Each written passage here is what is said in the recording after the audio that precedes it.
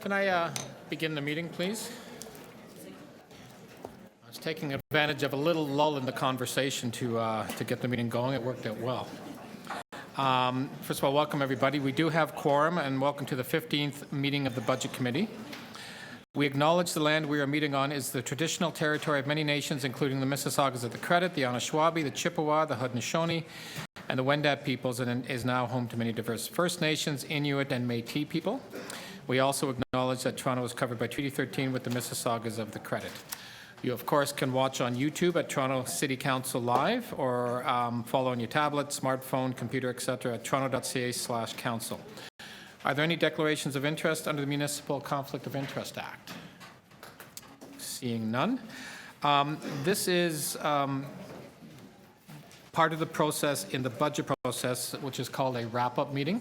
There will be two wrap-up meetings. We generally do every year two wrap-up meetings, so this will be the first of the two wrap-up meetings to deal with the 2020 capital operating budget. So there are three items on the agenda today.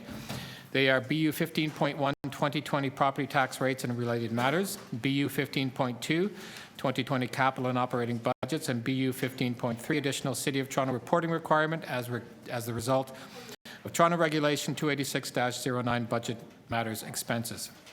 As I did at the beginning of the process, I propose that we defer items BU 15.1 and BU 15.3 to our final wrap-up meeting next week, February 4th, so members can ask questions and move motions on these items on the same day that we vote on the Budget Committee record. So we will have everything happening next week. Would like to ask, with regard to deferring those items, are there any members who wish to hold those items for questions of staff at this point? So which is the BU. So what I'm looking at doing is if there's nobody has questions on that, we'll just defer those to next week. Seeing no questions on those particular items, all in favor of deferring item BU 14.3 to the, sorry, all in favor of deferring, we'll do BU 15.1 to the Budget Committee meeting next week. All in favor, opposed, that's carried. All in favor of deferring item BU 14.3 to the Budget Committee meeting next week. All in favor? Opposed? That's carried. Next process. For each item, the Executive Director of Financial Planning is going to present to us. If you recall last year, anybody who is in the audience, we used to have what was called these blue sheets and these green sheets. They're fairly long, legal-sized paper, and lots of it.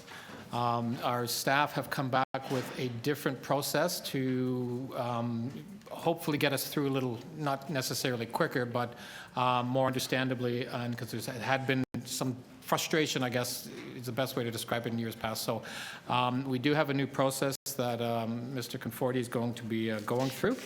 Then what we're going to be doing after that, so there'll be questions on supplementary reports. There'll be questions on the briefing notes. I believe, I forget, there's maybe 29. There's a few, we didn't get all of them from last week, but we'll have questions on all the briefing notes that are before us. And then we're going to go through after that, as we have done in years past, through all the divisions and agencies, similar to what we did when we were asking questions of staff. So we'll have another opportunity. If your questions, number one, aren't answered through the briefing notes or through the supplementary reports, there'll be one opportunity to ask any more questions. So it could take a bit of time, but I find that this is the best way so to make sure everybody has a full opportunity to ask questions. Again, also, if you have any motions that you want to move, you're entitled to move motions. So we have motions that will impact the budget and motions for briefing notes. If you want to move a motion today, you can move it, but we won't make a decision until next week on any motions. You can move the motion. On any briefing note requests, again, get them to the clerk. So if you have a briefing note request that we need for next week, you need to get it to the clerk. We will actually move those to make sure that we get the information for next week, but we need to get it into the clerk as soon as possible. Question, yeah, Councillor Carroll. Yeah, if you could just take me back there. I'm a little frustrated because I can't find it right now, and I did find it last night and this morning. But I think the public would want to know as well. Where can I find it? There's a place online where all the briefing notes are in a row, in order. I can't now get back to it. Can somebody walk me through? Pretend I'm paperless, like many of the viewers that you just spoke to into the microphone. Steve, Where are Steve the Conforti briefing will answer notes, that for and you. is this paperless somewhere on the website as well? Thanks, Steve. Okay, where am I going? Through the chair, so if you're on the city's budget website, you would go to the I'll budget back there. I website, couldn't find it there. and then within the section that notes budget notes, reports, and presentations, Yeah, you can go, there's a tab called All Budget Documents, just above the tabs for each of the different there it service is, areas. yes, thank you. And then within the All Budget Documents, there's another tab. All that briefing says All notes. Briefing Notes. Got it, okay. I think that's a good thing to tell the public. Most people watching on TV are trying to Yes. follow it in this I as agree. well. Okay, so if I go to all budget, just search Toronto City Budget 2020, go to all budget documents, all briefing notes is in there. Next, is this thing you're now going to walk us through, is this somewhere on the net paperless? Through the chair, it is. My understanding is that it went up today, this morning, on the city's budget site and the clerk site. I haven't searched for it. I would need to go and see where it's located. Yeah, if we, maybe we could do that in the morning of final wrap-up. If we've got a thing in front of us, we can tell people how to get to it online, who are watching online.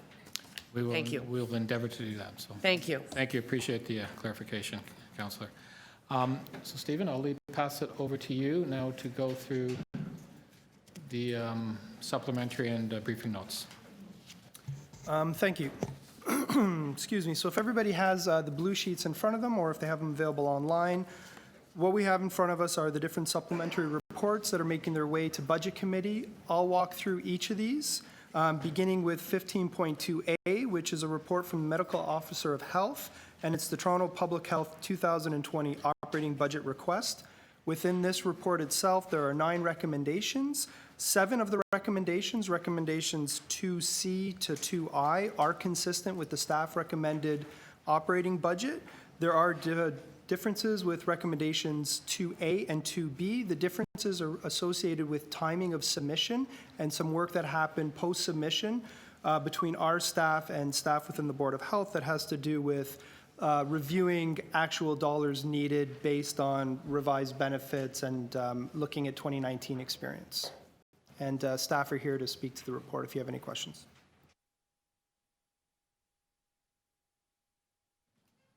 Questions? I do have, I guess, on the student nutrition for independent schools, I guess that falls within this. Does the amount in this year's budget reflect the uptake by the schools for this program? I don't know if staff can answer that. Through the chair, so when working with staff in Toronto Public Health, we reviewed their actual experience in 2019, specifically looking at the uptake of independent schools, and we've aligned the budget consistent with that uptake. Have there been some schools who applied to the program who are not qualified and therefore not requiring city subsidies? Oh, there you go, thank you. Chair, there were a number of schools that did apply who were deemed not eligible through the program. And do you recall generally what that amount would have been, or would be reflected? Just counting in my head. I think the number is 13, but I can confirm that if you give me one moment. No, I'm just curious. I just want to get just a general sense, so I didn't need that. So, and generally, we sent out invitations to roughly about 290 schools. About 8% of those schools actually responded to the call, and of that, I think it's 13 that did not actually make its way through. 8 did make their way through the process, and in the process of that, one of those schools decided not to pursue the grant. Okay. Thank you. Are there any other questions? Seeing none, I guess we can move on, Steve. So moving to item BU 15.2B, it's the Toronto Public Health 2020 to 2029 capital budget and plan. This is a letter from the Board of Health. The capital plan is not consistent with the staff recommended budget, but the discrepancy is purely, again, a timing issue where the staff recommended budget includes about $781,000 in carry forward funds from 2019 carried forward into 2020. So there's an additional $780,000 in the staff recommended budget to complete 2019 work. Questions? Okay, next.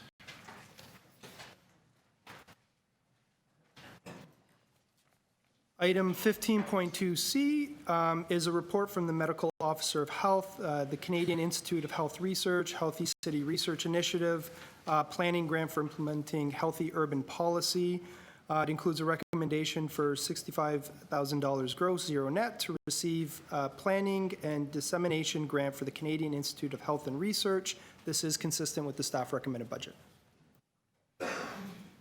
Questions? Nope, we're good.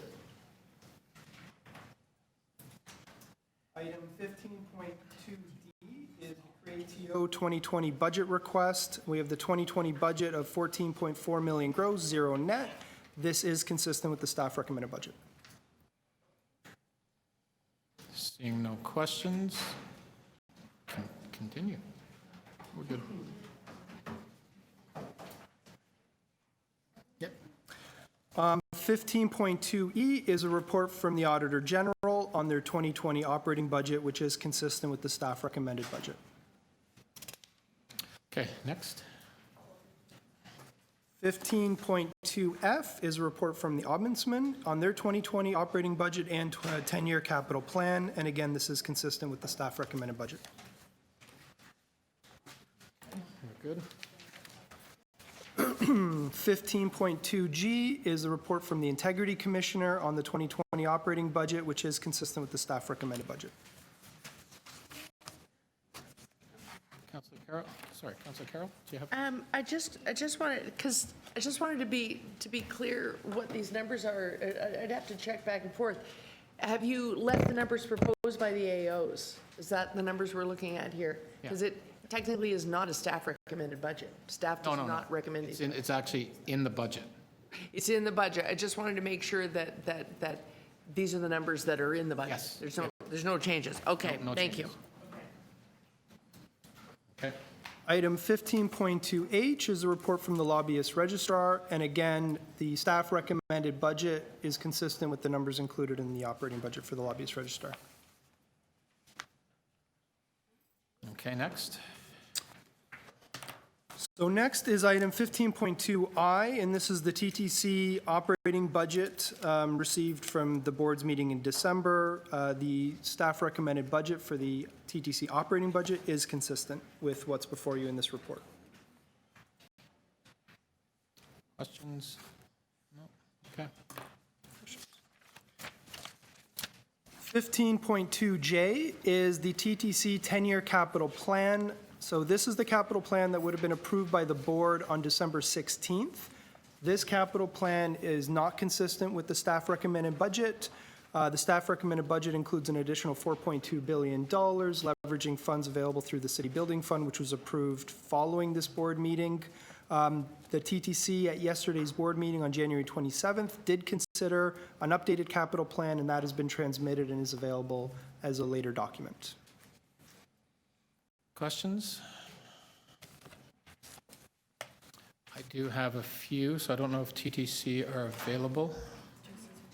Oh, okay. Hi, Josie. So does this budget incorporate new funding for TTC vehicles? The 10-year capital plan, that is the amended plan that's before you, does. Okay, do we have this money for this last year? And I guess the other question is, what vehicles are we talking about? So through the chair, the report that I think was just transmitted to you this morning identifies a total of $1.6 billion being allocated to vehicles. And what we've identified in the report that was at the board yesterday, and that's before you now, is the funding for trains, subway trains, 1/3 of the cost of subway trains, so it's subject to full funding. It also includes funding for up to 60 streetcars, and I'm just finding the number for a series of buses as well, about half of that.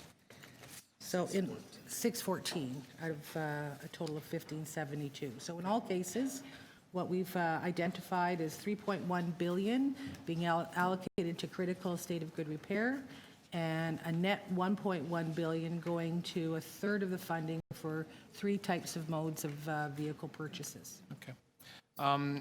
Does it fully fund ATC Online too for the first time? Yes, it does. Okay, thank you. Okay, we'll go to Councillor McKelvey, then Layton. Thank you, Mr. Chair. I don't know if the questions fall here or under planning later, but on item 2 about recommending the TTC budget for, included in there is line 2, Scarborough Subway Extension and Waterfront Transit. So for the Scarborough Subway Extension, are we going to be, under the new transit agreement, are we going to be reimbursed for those costs? So through you, Mr. Chair, the issue of funds expended in the development of Line 2 East Extension is a part of a discussion we are having with the province and about compensation for the work undertaken. And I see here then that there's the Waterfront Transit. What is the total amount that is being spent on planning of this line this year? Through the chair, we've allocated funding to start the work on planning, on the planning work associated with the loop that's going up to Union Station, and that's a total of 5.1 million. And I don't see listed in there the Eglinton East LRT, which I know planning was underway last year. What is the amount that's being spent on continued planning and engagement on this project? So through the chair, there's no funding included in the 10-year capital plan for that purpose. And through you, Mr. Chair, the aspects of the transit planning going forward in the new context we're in will be coming in a report later this year. City manager's update on the status of all transit projects. I don't have anything in front of me right now to give you that answer. Happy to follow up with you if something has been allocated thus far. Through the chair, maybe just to add as well as design work for Eglinton East had been budgeted as part of the PTIF, I believe as part of the PTIF program, cash flowed in prior years of $7 million. Funds that are available to be carried forward would ultimately be identified for carry forward into 2020 had they not been completed. So there is funding this year to continue with planning based on what you're saying? So there's funding in prior years. We would do an evaluation of how much was spent to the end of 2019 and identify any unspent funds that can be carried forward into 2020. Okay, because last year there was planning and engagement happening, things were rolling and moving along, and it seems that at some point somebody thinks there was direction to stop that.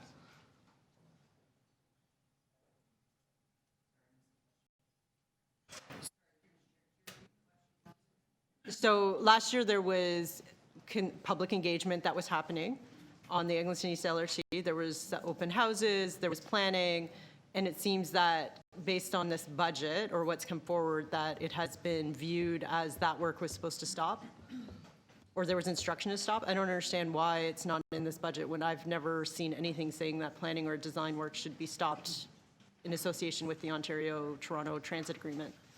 So through you, Mr. Chair, any answer I give you right now, Councillor McKelvey, would be uninformed. Okay. So let me take that back. We don't have it sitting in one place where all of the dollars allocated to this is that's readily available. If I can get back to you, happy to provide a briefing note on that if necessary, or we can have that conversation. Yeah, I think we should get a briefing note because, I mean, I think the Waterfront Transit is in the similar position, right? It's an unfunded project, just like the Eglinton East LRT, yet there's planning and design monies attributed to that in this budget, and the Eglinton East LRT seems to have just been forgotten. Yeah, certainly through Mr. Budget Chair. They're not forgotten. The whole transit portfolio is being reviewed. As I say, it may be sitting in different places, so I don't want to give you a wrong answer. I don't have it right now, but we will get that and let you know. Okay, we'll put in a briefing note with this. Yeah. Thank you. Councillor Layton. Thank you very much. I heard a couple different numbers there for the vehicle purchase. I first heard a 1.6, then a 1.3. Could you just clarify? So through the chair, the 10-year capital plan that we had presented to the board initially did not have any funding for vehicle purchases. So as such, we had included about $500 million for vehicle overhauls. With the added funding, we were able to repurpose that $500 million and add that to the $1.1 billion of the funding that was allocated to vehicle purchases. So in total, it's 1.6, but new city building funding is 1.1 billion. So 1.1 is 1.6 total. Is the 500 still for overhauls, or is it now for purchasing new? So through the chair, it's actually for purchases. So we've taken that, except for 74 million that we had to reinstate so that it coincides with any potential deliveries should we proceed with the purchases. And when would this allow us to issue the purchase, to put out the RFPs or sign So- any agreements for purchase. So through the chair, this report is about allocating funding only. The discussion at the board yesterday was that separate procurement decisions will have to be made. In the case of subway trains, we would need full funding to proceed, so we can't procure yet. There could be an option to look at a reduced number of buses and streetcars should other funding not become available. So am I to understand then that the 1/3 funding for the trains is dependent on a third from the province, a third from the federal government? Through the chair, it would be dependent on getting 2/3 additional funding from other sources. Okay. Is the same 1/3 funding for the streetcars as well? Is that the? So through the chair, we've identified up to 60 streetcars to be made available.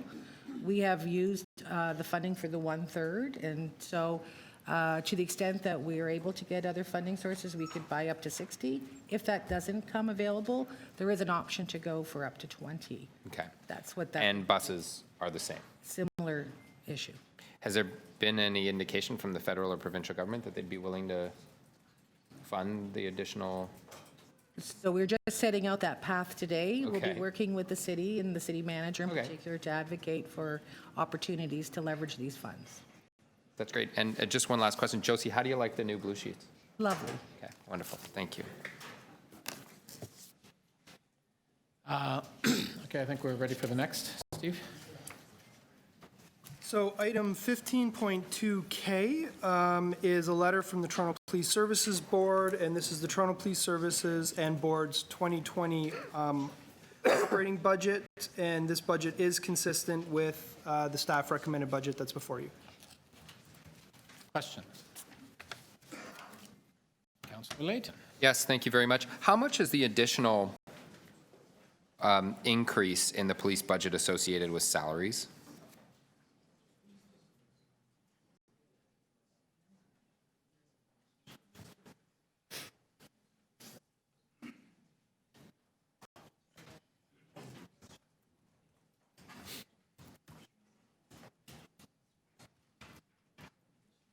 I guess let me break this up in two questions. How much is associated with a growth in the complement of officers, and how much is associated with simply the COLA, or whatever you call it in police services terms, with the increasing cost of the existing officer complement? So in terms of the additional complement, which is about 188 additional officers, net new officers for the new shift schedule, as well as neighborhood officers and the traffic enforcement, is about $12 million in new and enhanced. Sorry, $12 million. $12 million in new and enhanced. And how much in just the inflationary or COLA increases associated with the contract with the officers? So COLA alone is about $29 million, and then another $7 million for annualization of hires that we've done mid-year in 19, and they annualize. So you're looking at $36 million in total.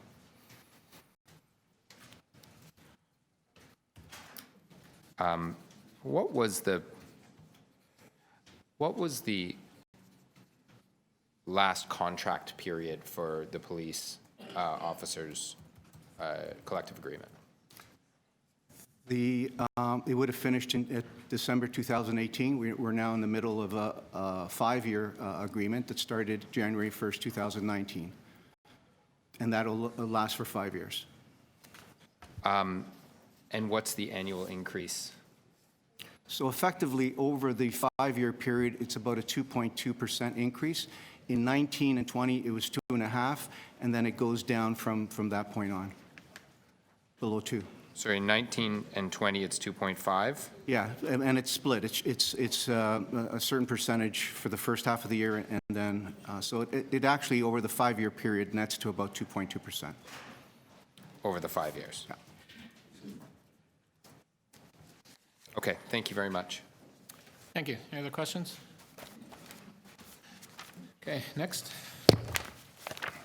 The next item is BU 15.2L. Again, a letter from the Toronto Police Services Board. concerning the independent civilian review into missing persons investigations, account for professional services and review requests for additional budget funding. So the recommendation is to approve the request for additional funding in the amount of $1 million to be allocated to the review. This is not consistent with the staff recommended budget. This item was considered following our January 10th budget launch. Additional funding of $1 million would be required to implement the recommendations. Questions? Councillor Layton. Where did this original request for the independent civilian review into missing persons investigations come from? Is it from the Police Services Board? Is it from some kind of inquiry? Like, is this independently from the Police Services Board, or is there some more background here? Through the chair, I'm going to ask if the police services can step up to provide a response.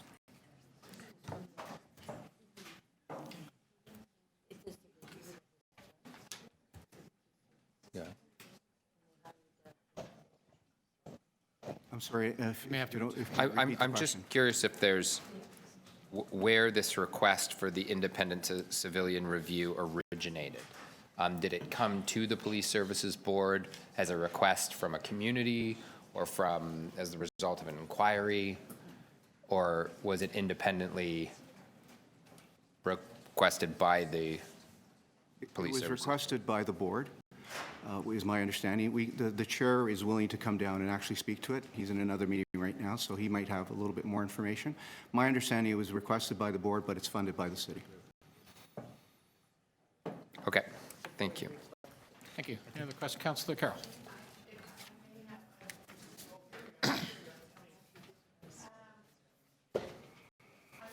I'm just wondering about that. We've got the briefing note on the neighborhood officers now.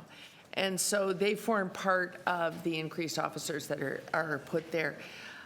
I'm just wondering, as much as we can't tell you how to police, is there going to be an opportunity for counselors in their community groups to be able to apply to have one put back in an area where there isn't one? Is there some consultation will take place in the community that will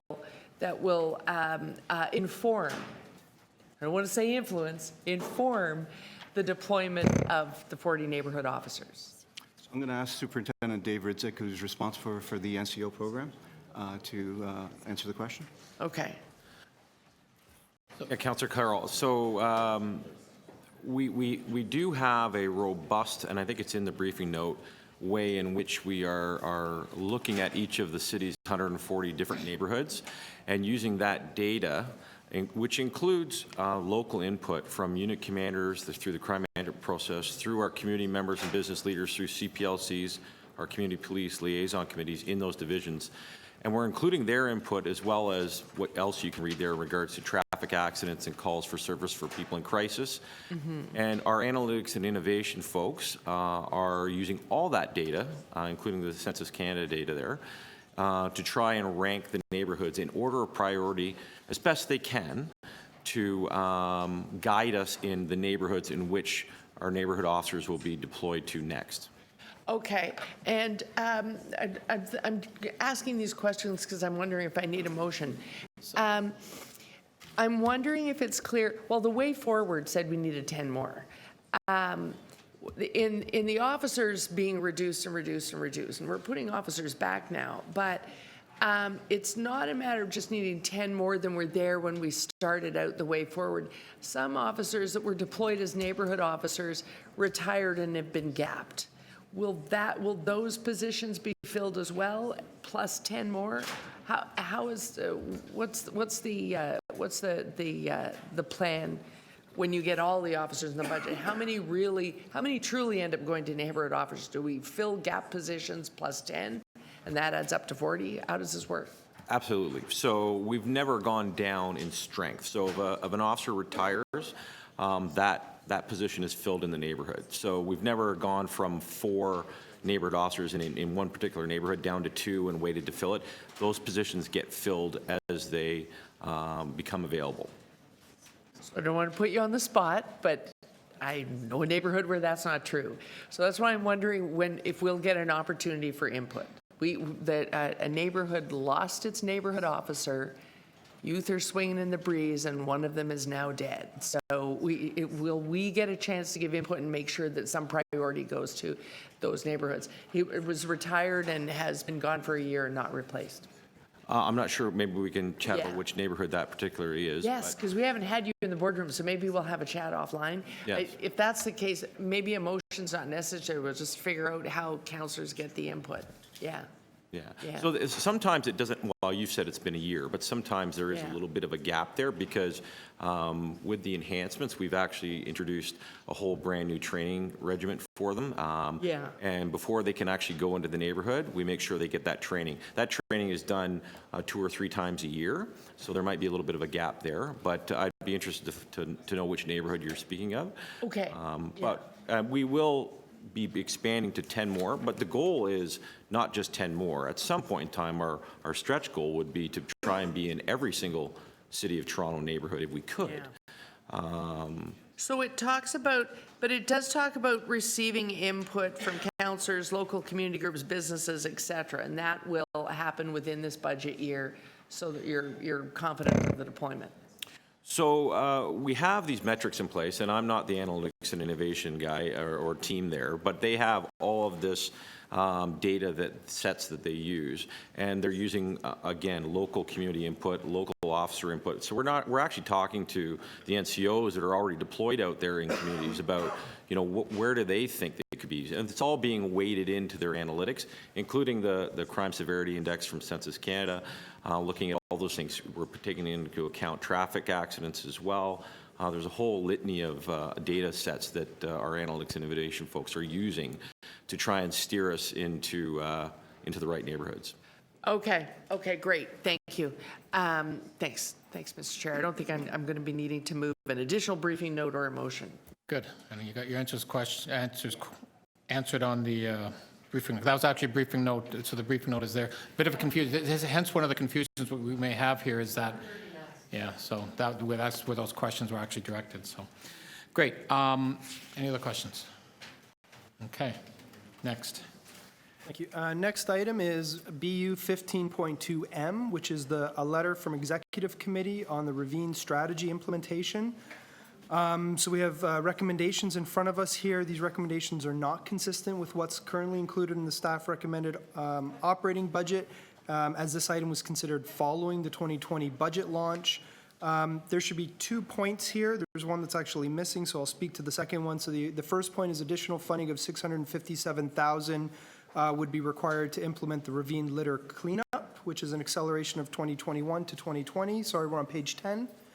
And a second item that should be on here as well is an additional $600,000 to implement and accelerate funding for the enhanced invasive species management. So those 2 items combined would total about $1.257 million. Questions, Councillor Layton? Sorry, on that, I think the part 2 is on the next page. At least that's the request of Budget Committee.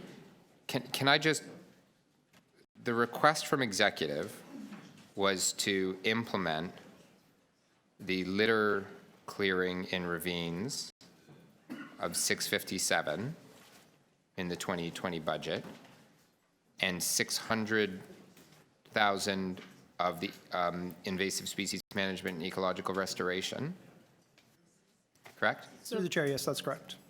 What offset did they suggest? Typically, we're required to give an offset if they didn't include an offset. Well, that's very, very kind of them. How would, perhaps first to Parks, Forestry, and Recreation, are you able to accommodate this within your existing budget? Through you, Mr. Chair, no, we're not. This would be a new and enhanced item to the existing budget. Okay. To, I guess, the CFO, how would you suggest, and could you suggest an offset for this amount? Because I would like to see it in the budget, but executive didn't give us any guidance in that regard. So is there anything that we can offset? Through the chair, what we're doing is looking at a total at the end of what type of pressures we have to balance, and we're going to have to look for different strategies to come back with solutions. Okay. So rather than having a solution for every single item, we're going to look at it in its entirety. Okay. Thank you. Councillor Nunziata? Yeah, that was actually my question. So the executive committee is going through council, where there was a motion made by the mayor to add those funds. So what, if we approve that tomorrow at council, so then it's been approved? And through the chair, Or does it come back to us? Like, that's actually where I'm a little confused on that, too. so it becomes, in theory, an in-year pressure to the current budget. So because the budget hasn't been finalized yet, Right? we'll have to come up with an offset. So depending on what happens tomorrow at council with the executive committee report, correct? Correct. Then it comes back to budget. It'll be reflected in our final wrap-up. Okay. Just to be clear that this recommendation actually is not going to council, it was referred from executive to here. So the decision already lies with us next week to figure out what to do with that, so it doesn't go to council.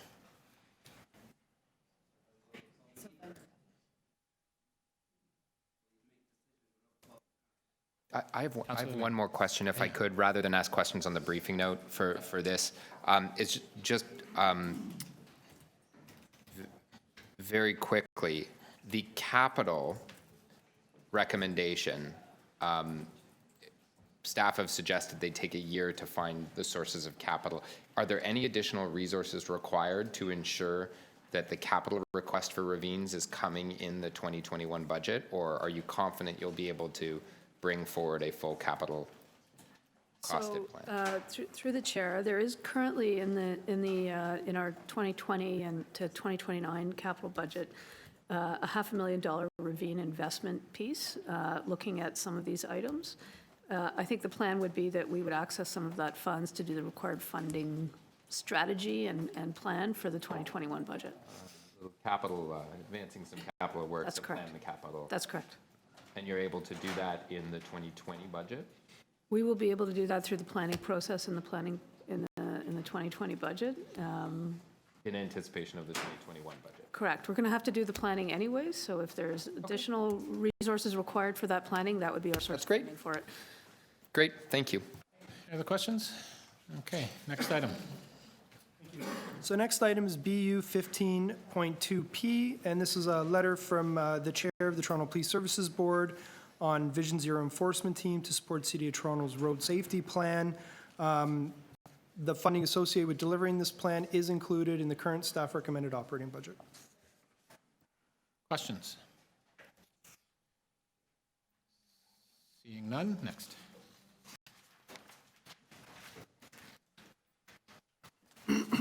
Item 15.2Q, which is the last of the supplementary reports, is an item transmitted from yesterday's TTC board meeting. So this is a letter from the Toronto Transit Commission Board on the acceleration, the subway infrastructure and accelerated vehicle procurements. So going through the recommendations, recommendation 1A is the allocation of roughly $3.1 billion to subway infrastructure investments.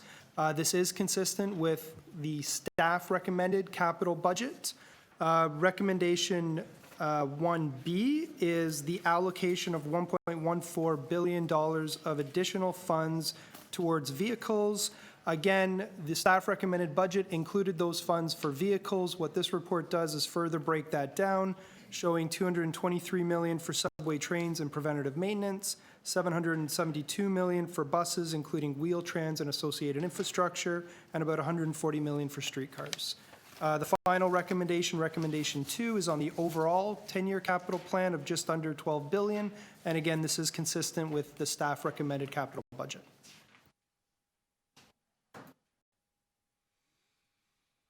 Seeing no question, Councillor McKelvey, sorry. Thank you, Mr. Chair. I've been told that there's additional staff that have joined, and I can re-ask my question from earlier now that we're back on the TTC item. So my question was about the funding for planning and design of the Eglinton East LRT.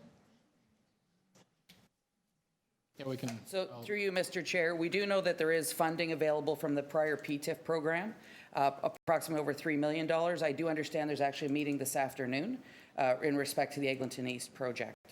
So that we've got that update since you last asked, and there's still more to come when we come back with the transit priorities report. Okay, so I can put in a briefing note that would give a breakdown of the waterfront, transit, and Eglinton East LRT planning and design fundings available? Yeah, through you, Mr. Chair, as well on waterfront transit, there is funding sitting between TTC, waterfront revitalization, and a corporate initiatives account. So there's allocations for various components of the projects. That's what makes it difficult to answer just on the floor. Happy to provide that in a briefing note of the current state of funding that's allocated. Okay, thank you. Thank you. Any other questions? Okay, next. Thank you. So that's the end of the supplementary reports that were brought forward for today's Budget Committee wrap-up meeting. What we do have in front of you, Section 2 of the wrap-up notes, which are on page 15, are the 33 briefing notes that staff have prepared from requests that were asked during the budget briefing meetings that happened, I think it was the 15th of January.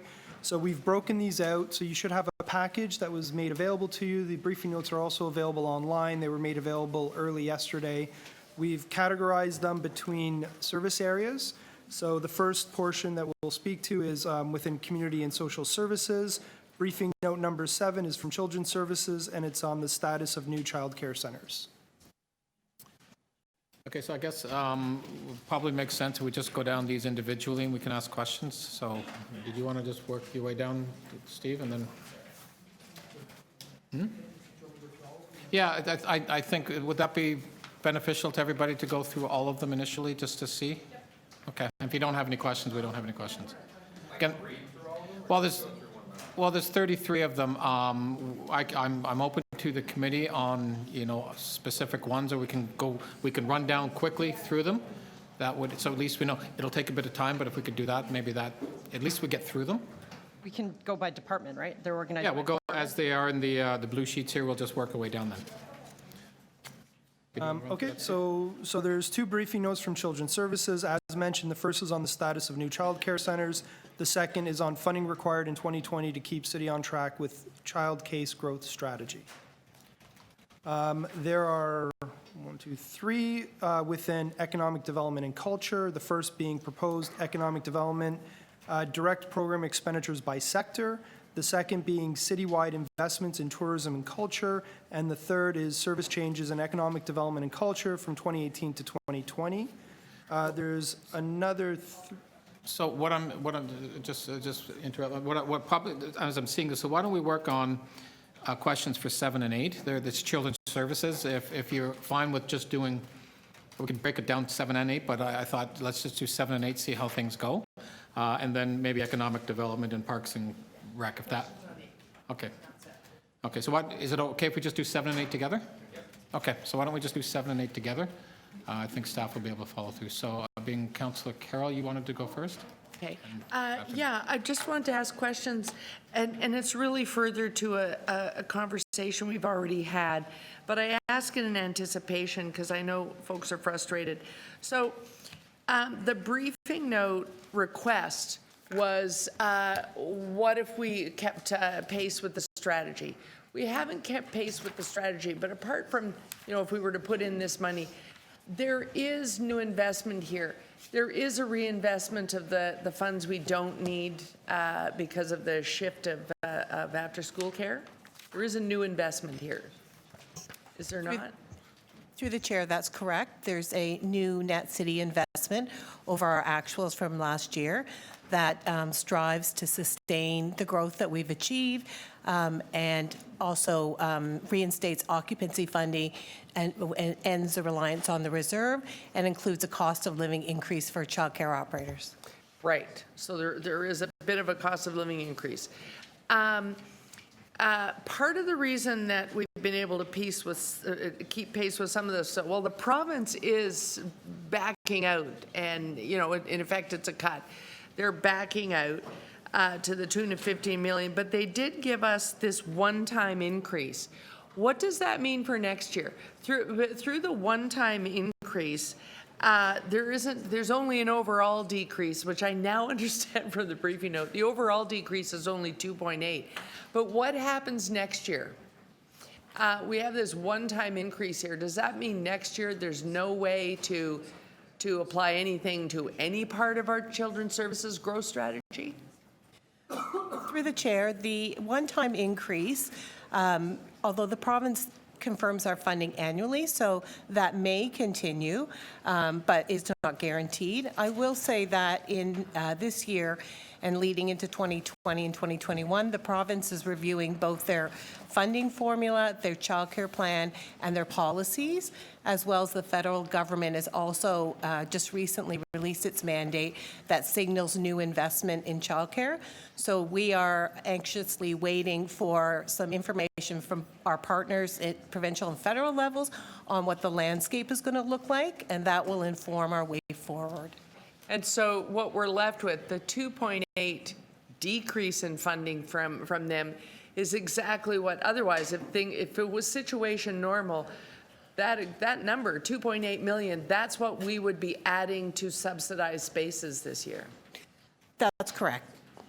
So with in briefing note 7, with new centers coming online, if we were saying to you today, okay, you can have the money for those new subsidies, when would there be a new center where we could put those subsidies? Right. Through the chair, the capital programs are, we've expanded a number of new spaces over the past 2 years. We expect that capital growth to continue in 2020. However, those projects are slow to be delivered. They're delivered by our school board and community partners. We expect the new spaces to come on board closer to the end of the year, typically around September, particularly kindergarten and school age. So the pressure will really be towards the third or fourth quarter of the year as those new spaces open. Okay, thank you. That spells it out for me. Thank you. Any other questions on Councillor Layton? Yes, thank you very much.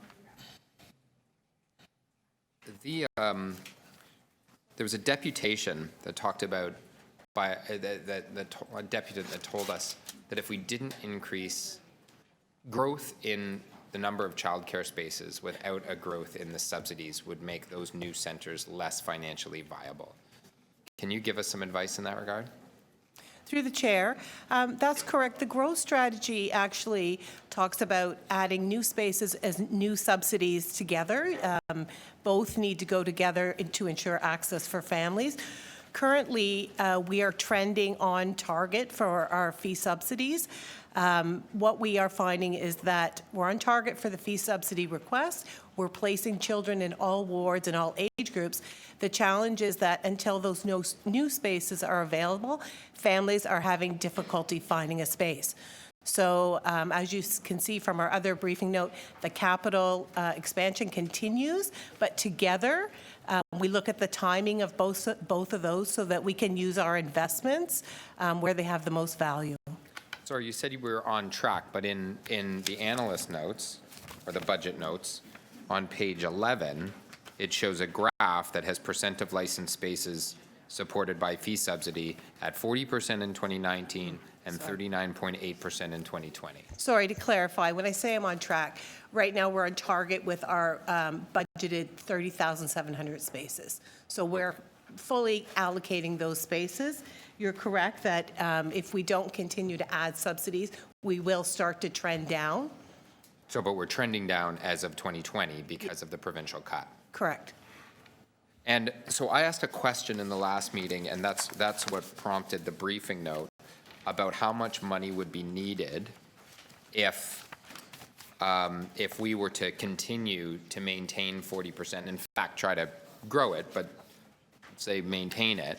And then on page two of the briefing note 8, it says, based on the growth in licensed childcare spaces projected for 2020, Children's Services will require additional 1,160 childcare fee subsidies. Is that this year?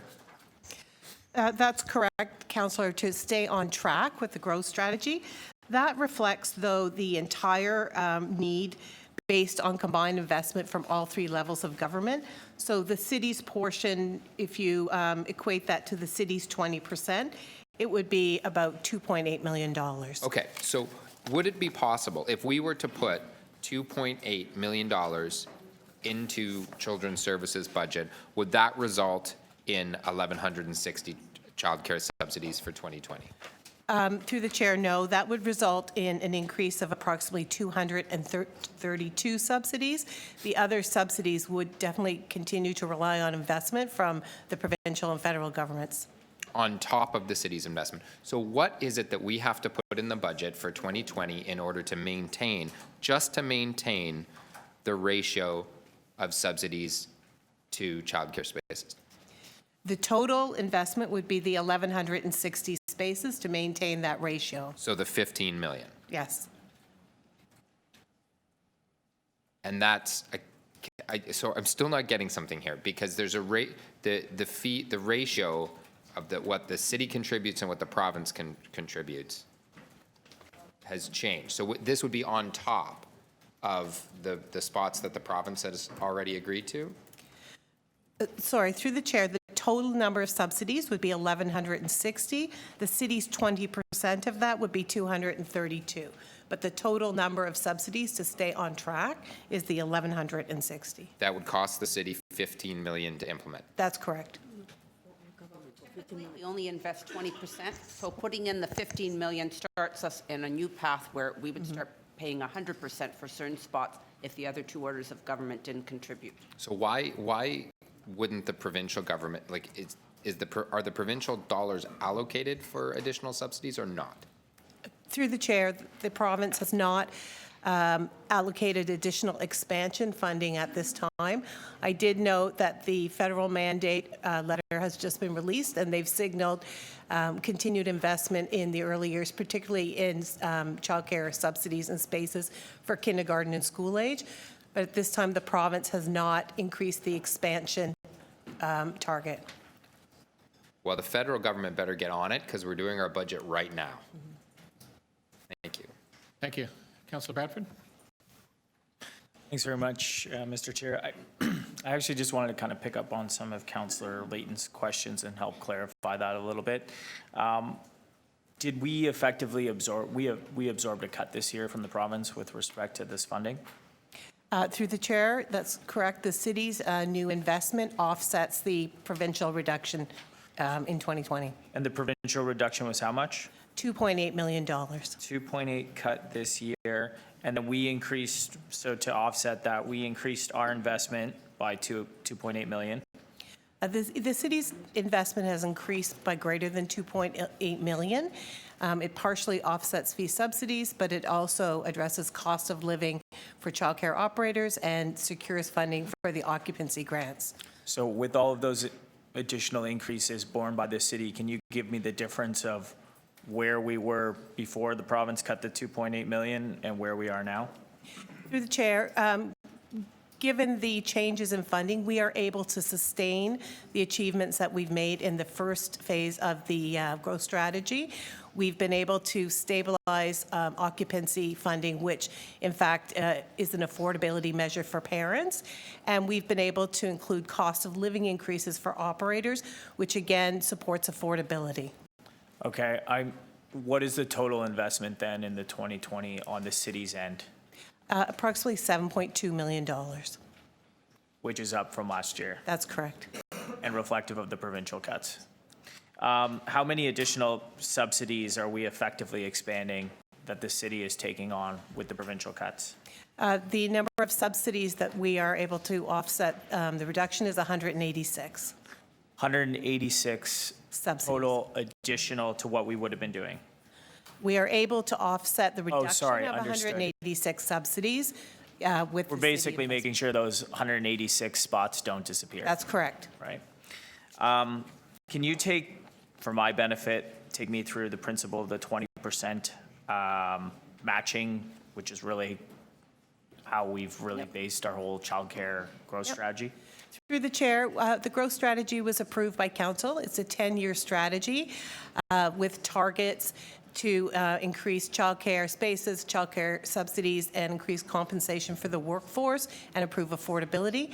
When that strategy went to council, there was a commitment from council that as the provincial and federal governments added new funding for growth and expansion, the city would add a 20% contribution subject to the budget availability.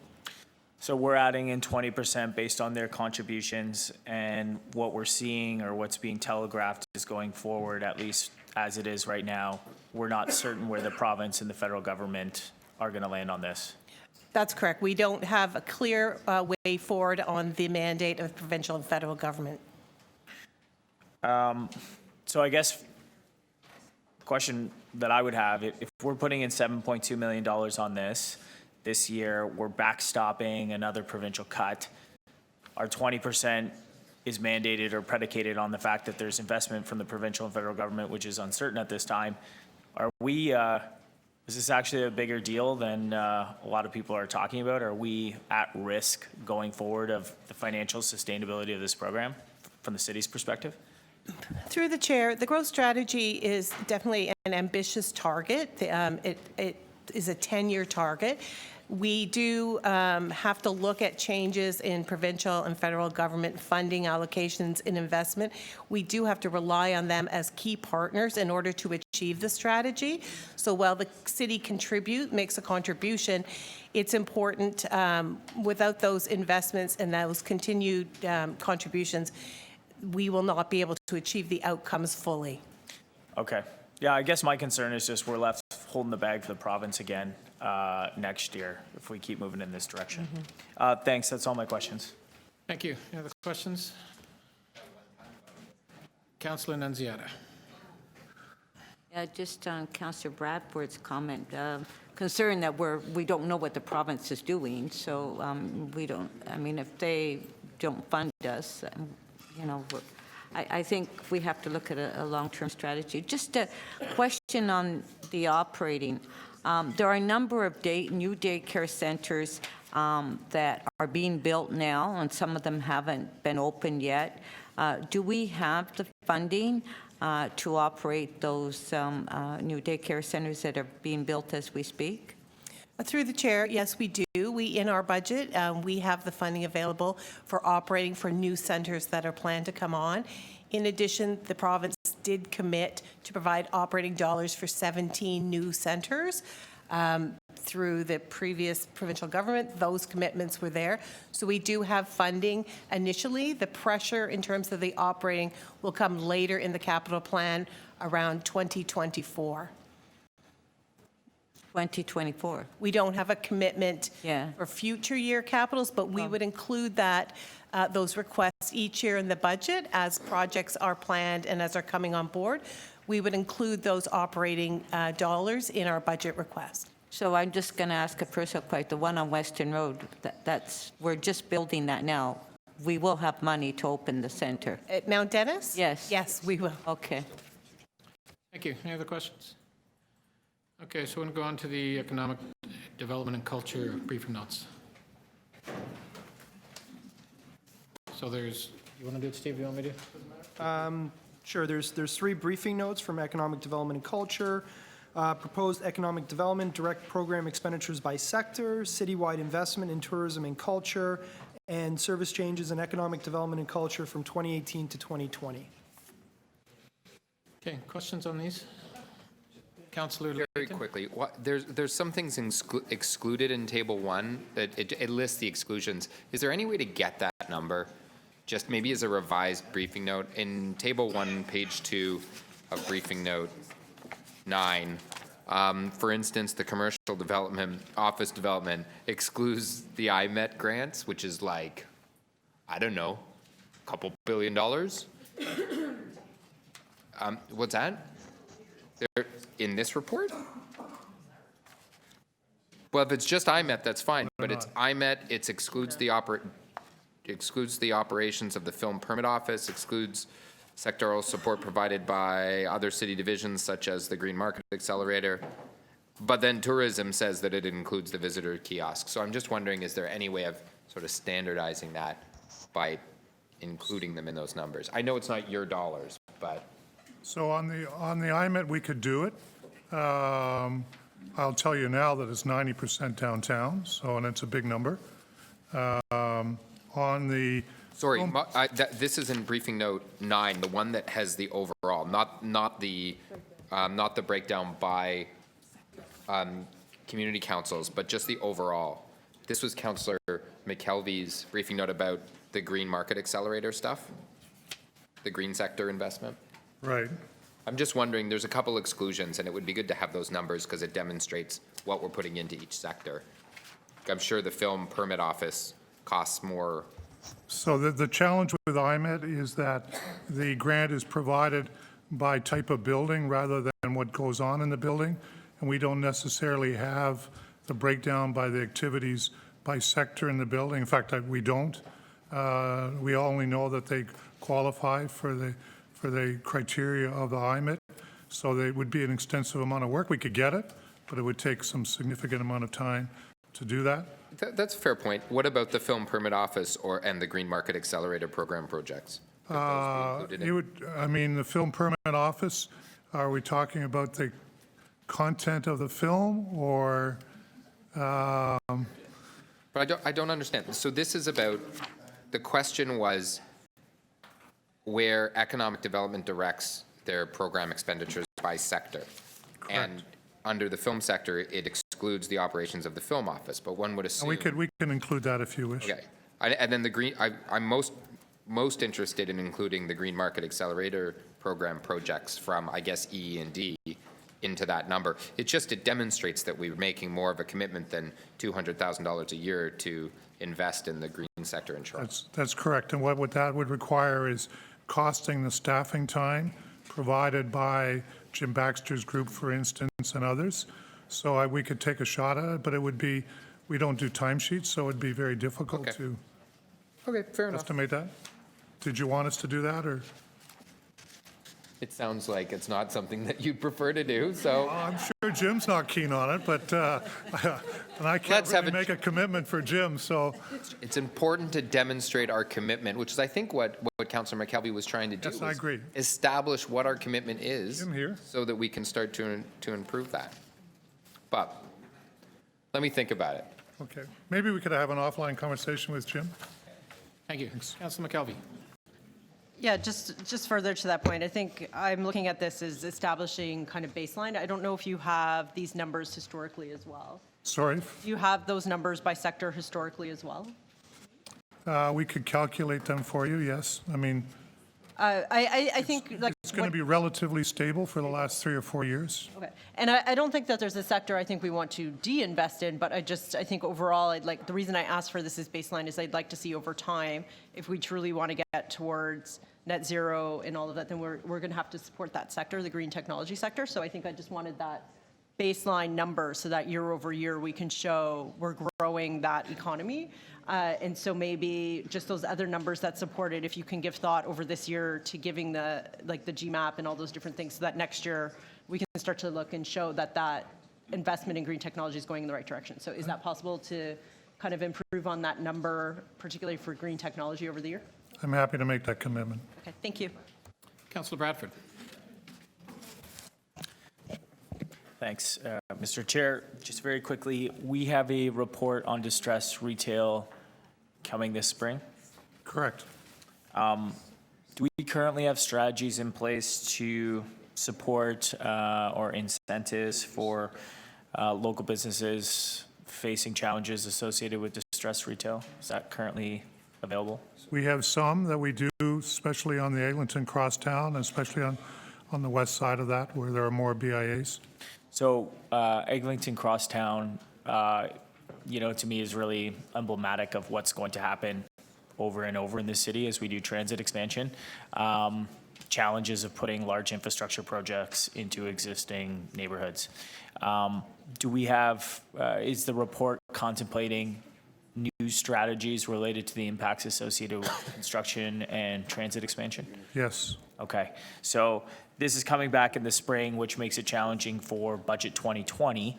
If there are programs there, I want to know if we will be able to fund those either through variances or in next year's budget? Is that something, could we make variance adjustments to help support that program? I don't know who that question would go to. So Steve addressed this partially in the previous meeting. Do you want to talk about it? Through the chair, any pressures that would come in year, we would need to evaluate where there might be an opportunity to offset that or available funds that have been identified throughout the course of the year to be able to move on those initiatives. Otherwise, they'd be considered as part of the 2021 budget process. Can I add to that, just put a little bit? It is likely that we will suggest some pilots, and if the pilots are relatively modest, then we would work with Steve to see if we can make those pilots happen quickly enough to be able to influence submissions for 21. Okay, very good. I'd like to see it happen this year sooner rather than later. Okay, thanks very much. Thank you. Councillor Nunziata. I just have one question on the BIAs. There are a number of new BIAs that are started up in the past year. They're going through committee for approval. Have we, as far as the budget for the BIAs, the SAW program and the other programs, have we, do we have money in the budget to accommodate all the new BIAs that are coming in? So we did not propose any additional operating funds for two reasons. One is we've had some mergers of BIAs, so numbers go up and then they come down a little bit. Two, there are BIAs that are becoming very sophisticated and require less staff attention, freeing up staff to spend time on newer BIAs, and we're hopeful that that trend will continue. On the capital side, we are still trying to fine-tune our capital requirements. Our spend rate on BIA capital has been very low because we are at the tail end of planning of transportation and other kinds of projects that are much bigger and more extensive, so that I don't believe that new BIAs coming on board will suffer either in the operating or in the capital budget area. Thank you. Thank you. Any other questions? Okay, next, I think we're on next is Parks and Forestry. Sure. So the next three briefing notes from Parks, Forestry, and Recreation are advancing a capital plan for the improvement, replacement of the Newton Brook Park Bridge, the ravine strategy implementation, and possible donation matching program for tree planting relating to the Grand Tree Climate Change Initiative.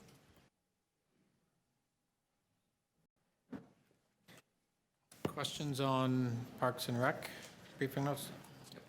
So, sorry, I don't have the briefing note in front of me right now, but essentially, you've suggested that while we don't know the amount of money that could potentially come in, that there may be a way of finding matching money within our partnership program currently, correct? Through you, Mr. Budget Chair, yeah, that's correct. So we would incorporate any funds that are raised through the initiative into our own matching program, so it would leverage the funds. Perfect. And we've had conversations with the group, and they seem amenable to that as an approach. They're okay with that? Yep. Great. Now, one line on page 2, it honestly shocked me. And that's how many trees could be planted in the City of Toronto with additional funds? And the first bullet is, there is currently no further space for additional trees to be planted on public land. Is that actually the case? Through the chair, I mean, we have, and in the tree canopy study as well, we note that we have used much of the available public land. Certainly new land comes up through various public realm studies and new parks that are developed and the rest of it, and that would be a target for planting more trees on public lands. But a lot of the strategy right now is focused on planting trees on private property, which is why we have the incentives built in around matching funds with private property owners and businesses who have a lot of available space. The other spaces that we look at are schools and academic institutions where there is larger sort of spaces to play with, but a lot of our own parks have been planted, quite to a maximum level over the past 10 years. And what about front yard trees? Because we're seeing actually a decline in the... Right, through the chair, I mean, that's certainly part of the program. So if there is interest, and we have some resources to assist with front yard trees and trees in any public lands, and helping homeowners with that, but it's still not a huge portion of the tree planting that goes on. Okay, thank you. Other questions? No space. No more space, we're full. Okay. Full of trees. Next section. Sure. So there's two briefing notes here from Shelter Support and Housing Administration that address a series of report requests that were asked of them during their budget briefings.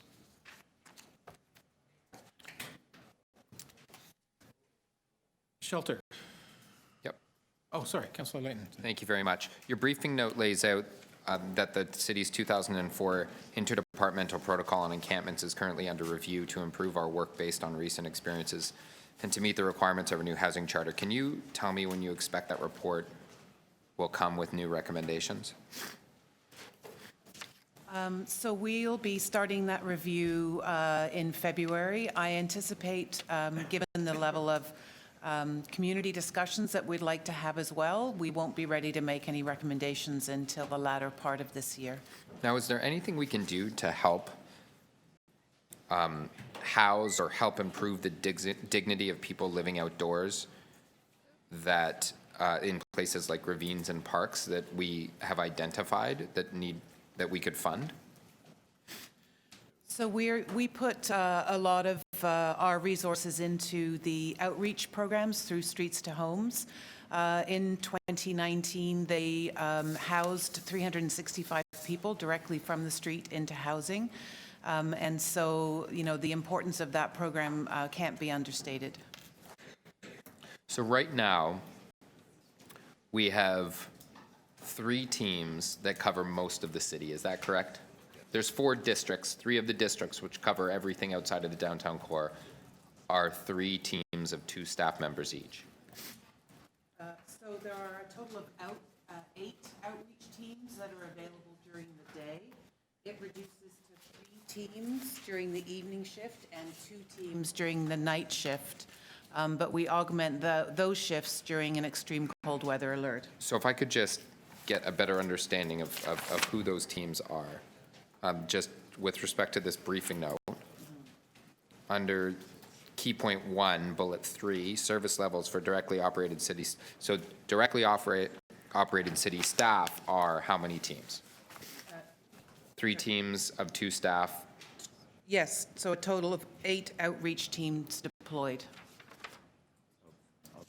Sorry, 3 teams of 2, 2 teams of 2 in the evenings. Evenings is 2 teams of 2. Okay, so that's 5 total staff teams. City staff teams. Correct. And then, so the other 3 are the Albion, Agincourt, and Gateway?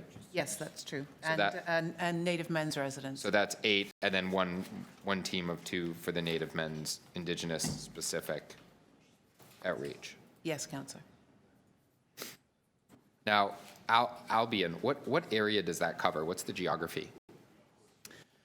Albion is most of Scarborough and the top part of North York. So Scarborough, North York, Agincourt. I don't have the exact parameters on me right now, Councillor, but they are extensive areas that they monitor with one team. So one team of 2 works 9 to 5 and covers, sounds like the Albion group covers about 1/3 of the city. Agincourt, in the map I believe I saw, covers another 1/3 of the city. Yes, that's correct. And they only work 9 to 5. That's their outreach time. That is their outreach time. Monday to Friday. They do, there are known encampments in those locations, and so they spend a lot of their time visiting the known places that people tend to encamp. They also, once they connect with clients, they stay in touch with them via cell phone, and so they typically know where to reach people as well, so making those prior arrangements. And those teams, what are they equipped with? Do they have supplies to bring to the people that are sleeping outdoors, or is it just kind of a verbal interaction? We have a variety of things we're able to offer them.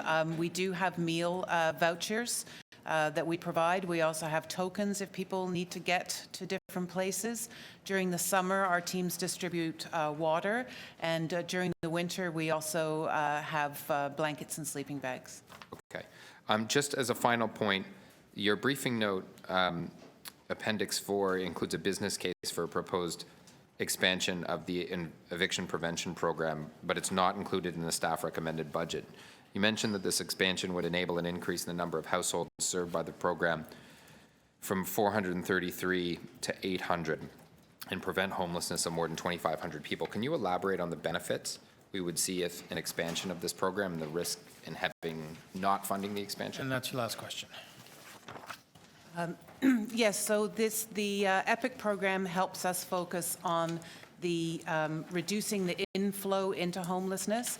So it connects with people that are at imminent risk of eviction and stabilizes them in their homes. It's a mobile team. They're able to do a variety of things, such as attend the tenant landlord board with clients to make sure that their rights are being upheld. They provide housing assistance, financial supports, and referrals to additional services. We reckon that the return on investment for EPIC is probably a 3-to-1 cost of a shelter bed. So there is significant advantages in this program. We tested the model out. We will maintain the existing service level through 2019. Thank you. Any other questions on these motions? Or, sorry, briefing notes? Okay. Okay, so the next, we have 3 more briefing notes from Social Development, Finance and Administration, the first being the Toronto Poverty Reduction Strategy, the second, Investments in Youth and Community Violence Prevention and Intervention, and the third being an update on the Cabbagetown Youth Centre. Okay, questions? Councillor McKelvey. Thank you, Mr. Chair. This follows on questions that I received at a town hall we had on Sunday about the Fair Pass, and I don't know if it's in this briefing note or outside, but either way, I had committed to asking the question.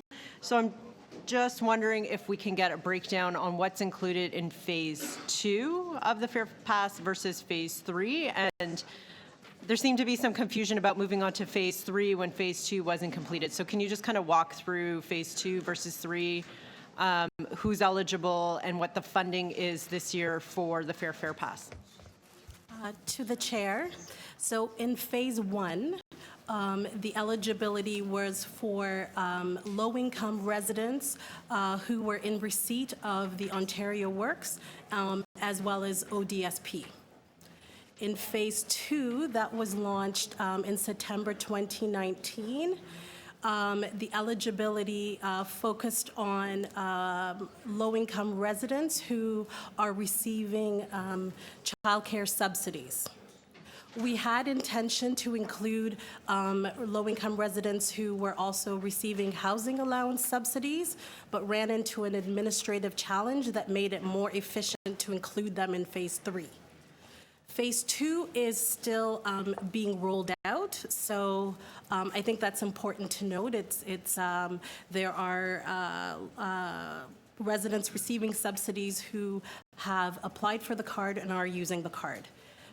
We are now in development for Phase 3 with a rollout plan for April 2021. That will include all other low-income Torontonians who meet our eligibility requirement, which is the low-income measure plus 15%. And most of those folks wouldn't be in receipt of city subsidies already. And that is when we anticipate being able to bring the Fair Pass program to its full implementation over 21 and the year 2022. Okay, so really, you're not jumping Phase 2 because you have to do that in Phase 3. Like, so getting to Phase 3 does include all those that would have been eligible under that Phase 2. It's just administratively, it's been problematic. Okay, what is the amount of money that has been is being invested in the Fair Pass this year? In total, this year in 2020 is $11 million. And next year? We anticipate, because that will be the biggest leap, we anticipate approximately an additional $22 million. And given that you've highlighted there's these administrative difficulties with the housing allowance, is there any way this year to accelerate, or have you already built that in? You think you're being as ambitious as possible to roll this out? We are being as ambitious as possible related to Phase 2. The work in 2020 is to try to figure out the most efficient way to assess incomes that doesn't provide additional burdens for low-income Torontonians who would be eligible for Phase 3. There is an automated income verification pilot underway through Revenue Services with CRA, and we're hoping to, staff have been working with Revenue Services to see if we can leverage that pilot initiative for Phase 3. Okay, thank you. Any other questions on those? Just quickly, just on what Councilor McKelvey was just mentioning. Oh, sorry, Councilor Perks. Yeah, I forgot about you. Go ahead. And I apologize if I'm doing this in the wrong place. I'm trying to understand where it is that I talk about youth hubs and the relationship between the public library and our youth programs. Is it here or when we get to the library? I believe that's when we get to the library funding. Maybe I can ask one question, though, of staff before we get to the library, while I've got them here on this issue. Does the city see providing the programming in libraries as an effective and cost-effective way of meeting some of the goals of the social development program for youth? Yes, we do. Thank you. Councilor Carroll? So beg to differ, old planner Conforti. Open hours does actually belong here. Part of the Toronto Youth Strategy, the TES, is open hours. Because we can put the greatest youth centers we want in libraries, but if the door's locked, no one's using it. You can't staff it because they're not allowed in.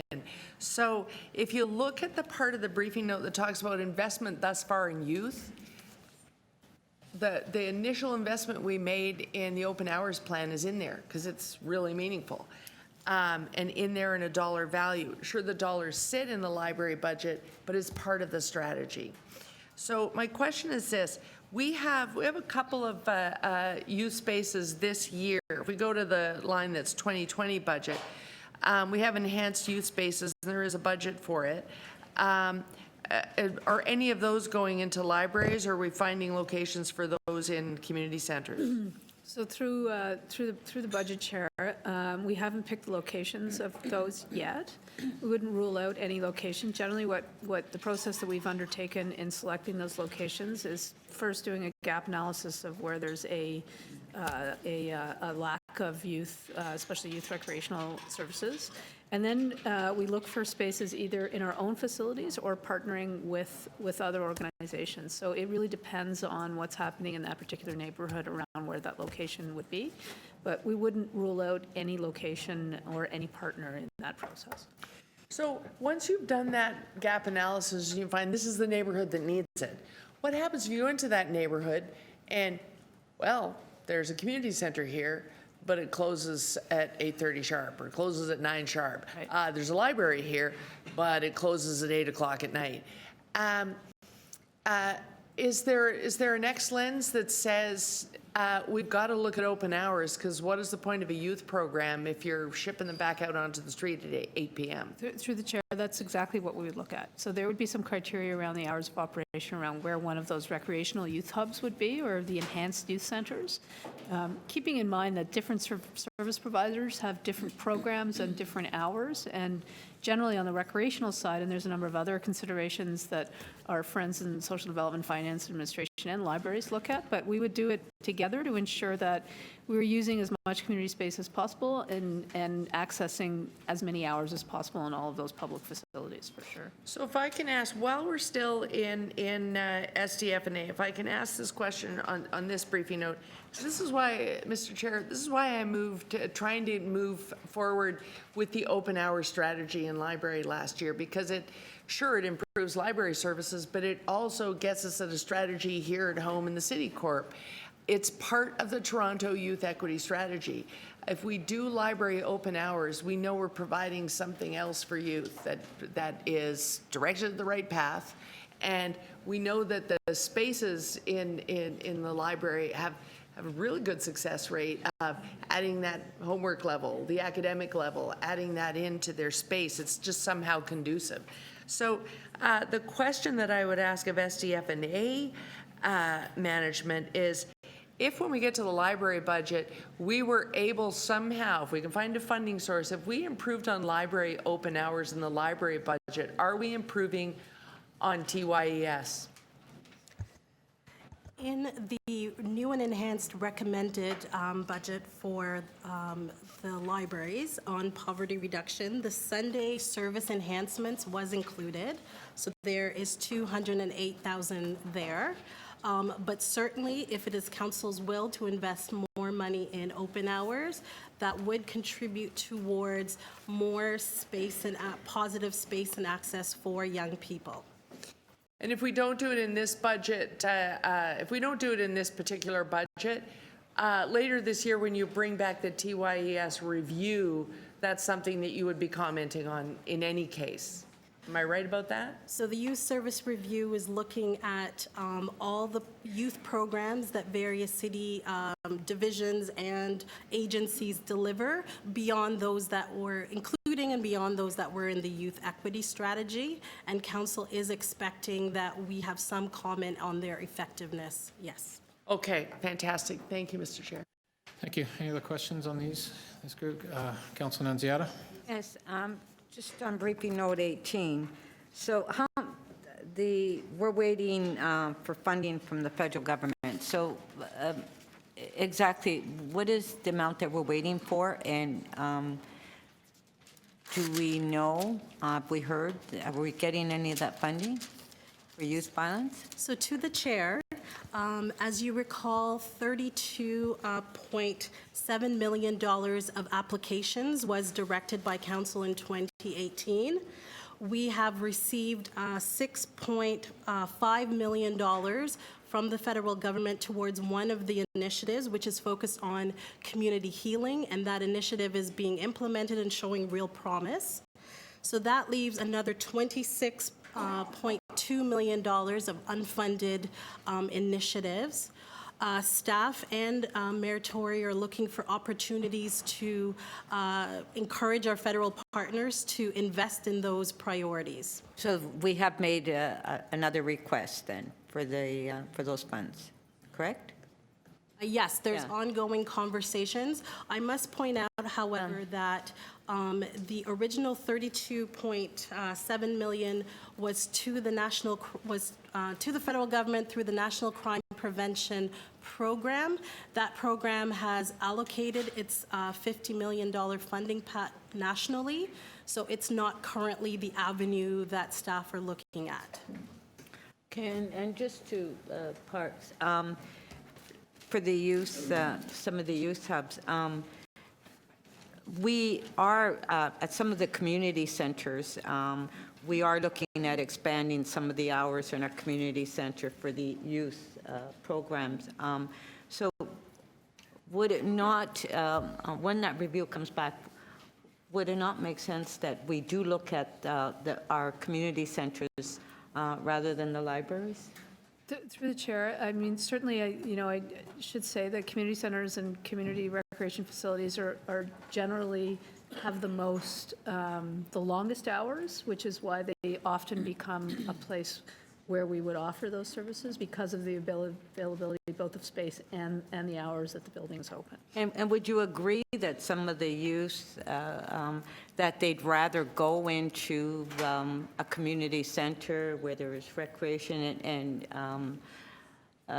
than a library? Through the chair, that we have experienced that. I should say we've also experienced in areas of the city where there may not be a local community center and a gap in service. We have found alternative locations with partners that is not in a community center, but not only because there isn't a community center in the specific area that we're looking to provide the service. Yeah, so where we do have community space, then we would be looking at using those spaces. That's correct. because I think the youth feel a lot more comfortable being in those youth spaces at community centers rather than the library. We would agree with that for sure. Yeah, okay. Any other questions? I have a few. Just on briefing note, hold on, just briefing note number 19 about the Cabbagetown Youth Center. It says in the report that the city reduced a grant that they received back in 2010, 10 years ago. Can you tell me why that would have been reduced? And if there were any other centers that were reduced at the same time? So, to the chair, previously, so before 2010, the Cabbagetown Youth Center received a major recreation grant through Parks, Forestry, and Recreation. Those grants no longer exist. They've been absorbed into other broader community grants through social development. However, from the history that we can piece together in the short time we've had, it seemed that there might have been concerns at that time around the organization's administration and performance that shifted them from receiving a major grant to a minor programming grant. Okay, and so, but the center has been operating over the last 10 years without the grant? Yeah, yes, so on page 3, you'll see a chart that speaks to the granting history. So they continue to receive city funding through social development and children's services, but the amount is about $70,000 to $80,000 a year since 2013, and we've been fairly consistent at that level for the last 7 years. And have we received the audited financial statements from the organization? And have they been reviewed, I guess? The most recent audited financial statement we have is for the 2018 year. Okay, and when did we receive those? Or, Staff have received, I think, Friday. okay. And I think the request is for $350,000. Do you know what the use of proceeds are, what that money will actually be used for? Have they stated specifically what it'd be used for? They did provide a funding plan, and there are some concerns, staff have some concerns about some of the areas that they propose to use some of those funds. So if council wished to provide emergency operating funding, which would be an atypical and unique situation, we would assess that amount to be far less than $350,000. So again, so you had some concerns. Are these funds going for services, or are they going for other non-service items, salaries, stuff like that? Their largest expenditure is towards salary for program staff and for the executive director. That is their largest line. They also have a fairly significant line towards equipment purchases as well as to office supplies. So staff are trying to break that down and understand why an organization at this size may spend $71,000 a year on office supplies. So when will that breakdown be available to see? We could provide, so willing of the organization, we could provide additional information for the next budget wrap-up. Okay, have we done anything, so this, first of all, this is a not-for-profit private organization in the city. Have we done anything like this before, where we have provided emergency service for any organization such as this across the city? It is not the practice of the city to provide this level of emergency operating funding. What typically happens through our funding envelope is an organization that finds themselves in this predicament is eligible for emergency funding that's usually to support a consultant to help them either develop a restructuring plan or to wind down, and that depends on the organization. That amount is typically between $15,000 to $30,000. So has that request been made then? It sounds as if there's been no request for that. That is not the request of the organization in this instance. And would there be a concern with regard to any kind of precedent that if we do this, does that open up the gates for more, simply stated? It certainly does. As you can imagine, then through Social Development's granting program, we spend $21 million a year in various grants to hundreds of organizations. We're oversubscribed for that.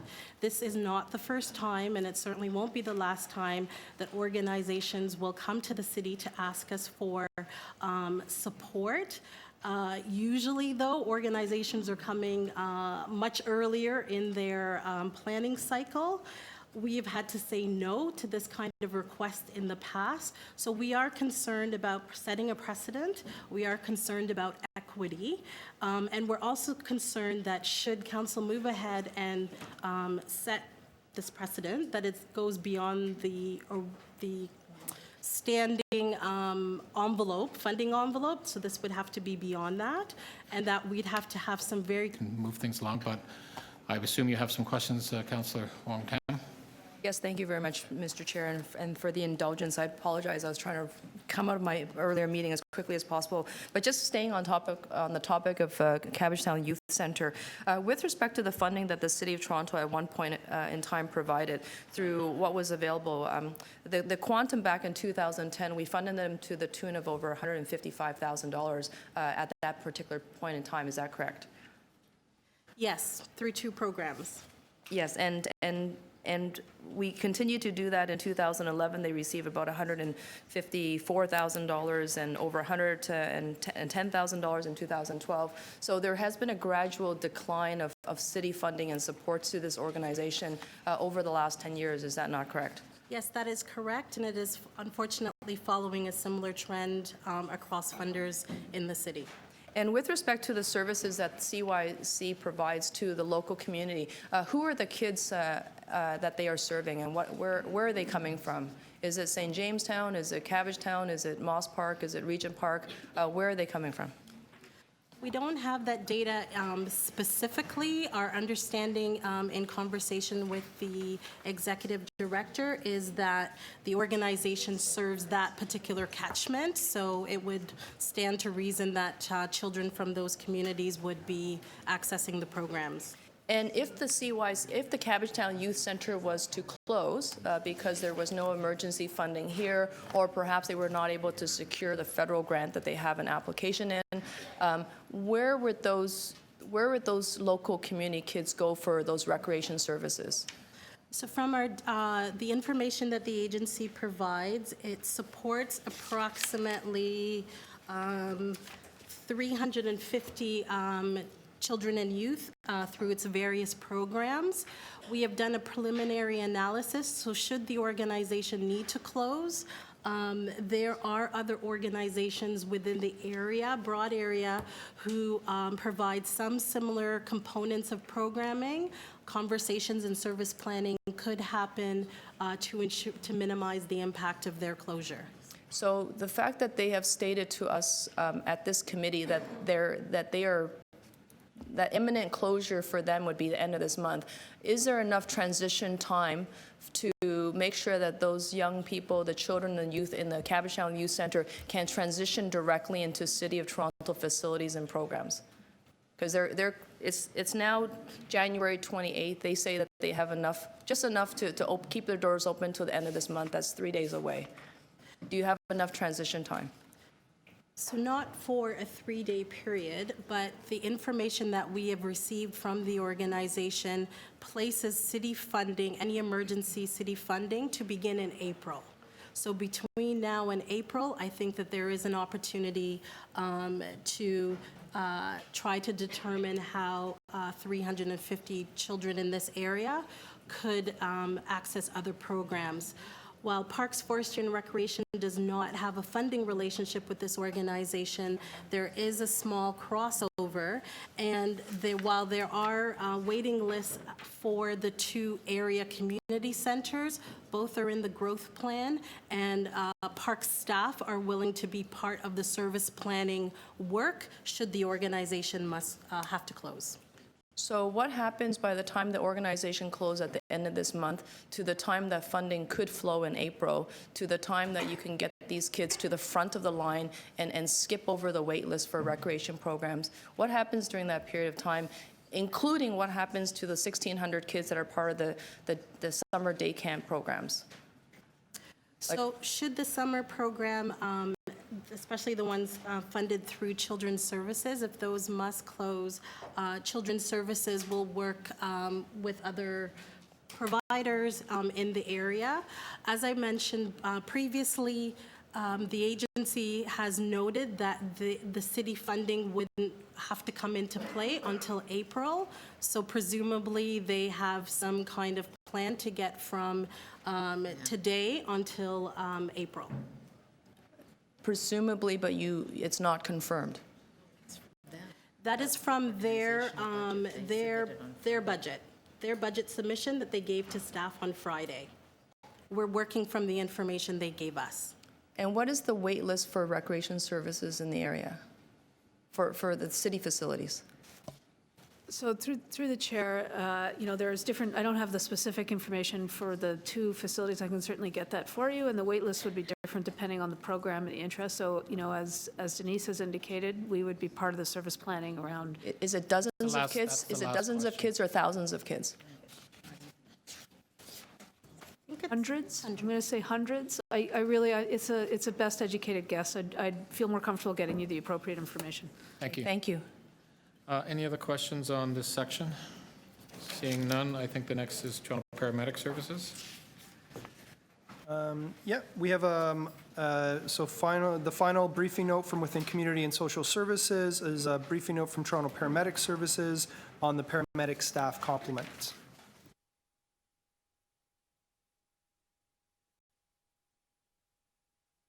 Seeing no questions, we'll go on to the next.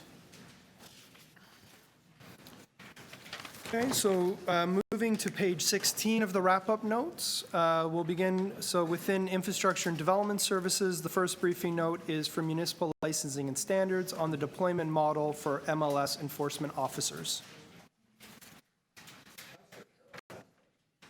Any outside councilors first? Just to make sure. No, after you. Sure. Councillor Carroll, all yours. Yes. Oh, sorry, wait, sorry, Councillor. Oh, did go have ahead. questions. Okay. Yeah, no, thank you very much. With respect to the model around deploying officers to do MLS investigations, like, what is the general tracking time? By the time the complaint comes in to the time that the file is open and a physical report and physical investigation is underway. What's that period of time? It varies. Is there an average? Probably between 2 and 5 days. And then how long does it take on average to close that file? Again, the complexity of our work, and as our volumes increase and the complexity increases, again, it's very difficult. Each investigation is unique. Each is different. We obviously try to close them as soon as possible, but it's one of the challenges that we have in establishing service standards. To say that you could close an investigation in 10 days or in 30 days is a challenge that we have. What would be the service standard that you want to strive towards? The shortest one possible. However, it's important that we do not sacrifice speed for accuracy, and we want to make sure that these are also not reoccurring. So again, we want to make sure that we're getting compliance, and how we get compliance in a number of different ways is what we're trying to achieve. Speed is important. Accuracy is more important. So we're not actually striving to an ideal response time? Besides as fast as possible, it would be great to land on a quantum. If, for example, 3 days we want to be able to investigate and then draw a conclusion on an outcome, or 5 days. It's a body of work we're undertaking. This matter has been before licensing and government twice already. There's another report coming in March. We are working towards service standards. We do need to find the right levels because we do want to strive, and we want to also give the public a sense of when their complaint will be addressed. That would be helpful. With respect to the Rent Safe TO program, obviously it's a new program, still getting information out there, still trying to get buildings registered. I recognize that the hours of investigation, especially on the weekend, are relatively short, from 8 a.m. to about 4 in the afternoon. Do you have enough staff to do the inspection as well as the enforcement for Rent Safe TO? The Rent Safe TO program has 30 officers. We are, what's important is that we make sure that we limit the number of vacancies in that area. Over the summer, we had some vacancies there, so it has a direct impact on doing our inspections. So we are at full capacity now. We have just hired 14 people in December, and we hired another 37 in the summer. So for the first time in 2019, we brought in 2 classes of officers for a total of 51, 30 of which is the complement for the Rent Safe program. And on average, how many caseloads or buildings is a particular rent-safe bylaw officer in charge of? Is there on average? Everybody has 100 or 200 buildings that they're in charge of?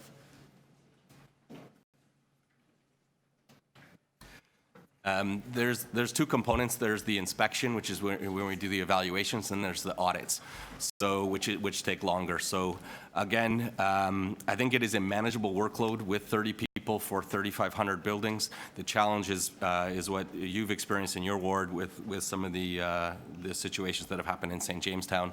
But this program is turning landlords' mind to make sure that they have all these plans in place to be able to deal with emergencies.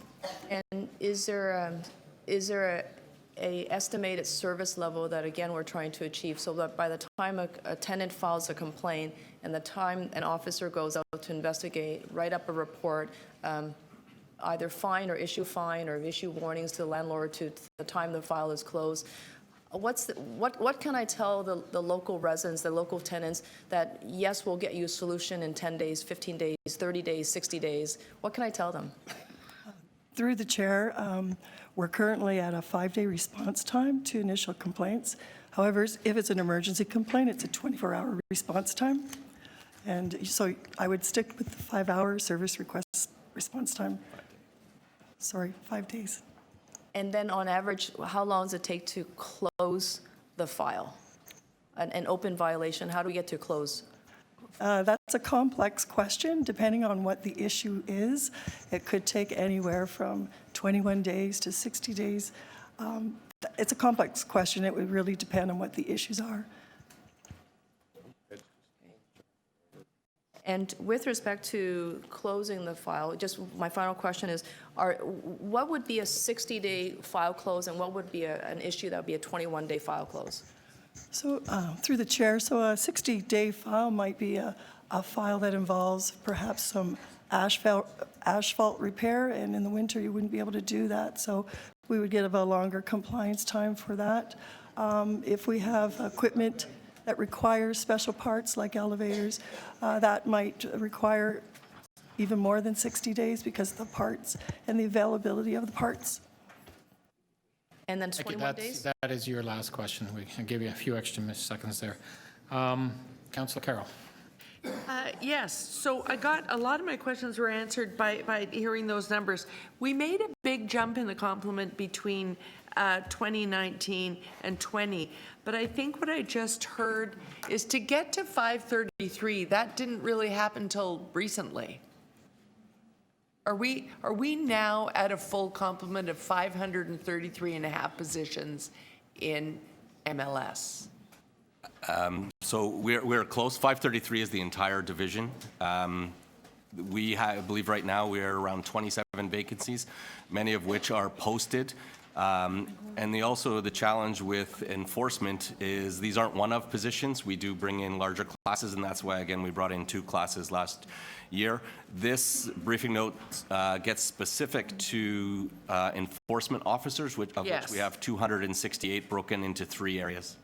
So is the shortfall, is it primarily in enforcement officers, or are some of those vacant positions in administration and management? It's a combination. Sorry, I've had a correction. The number isn't 27, it is 10. So it's a combination of either support, administration, or officers. Okay.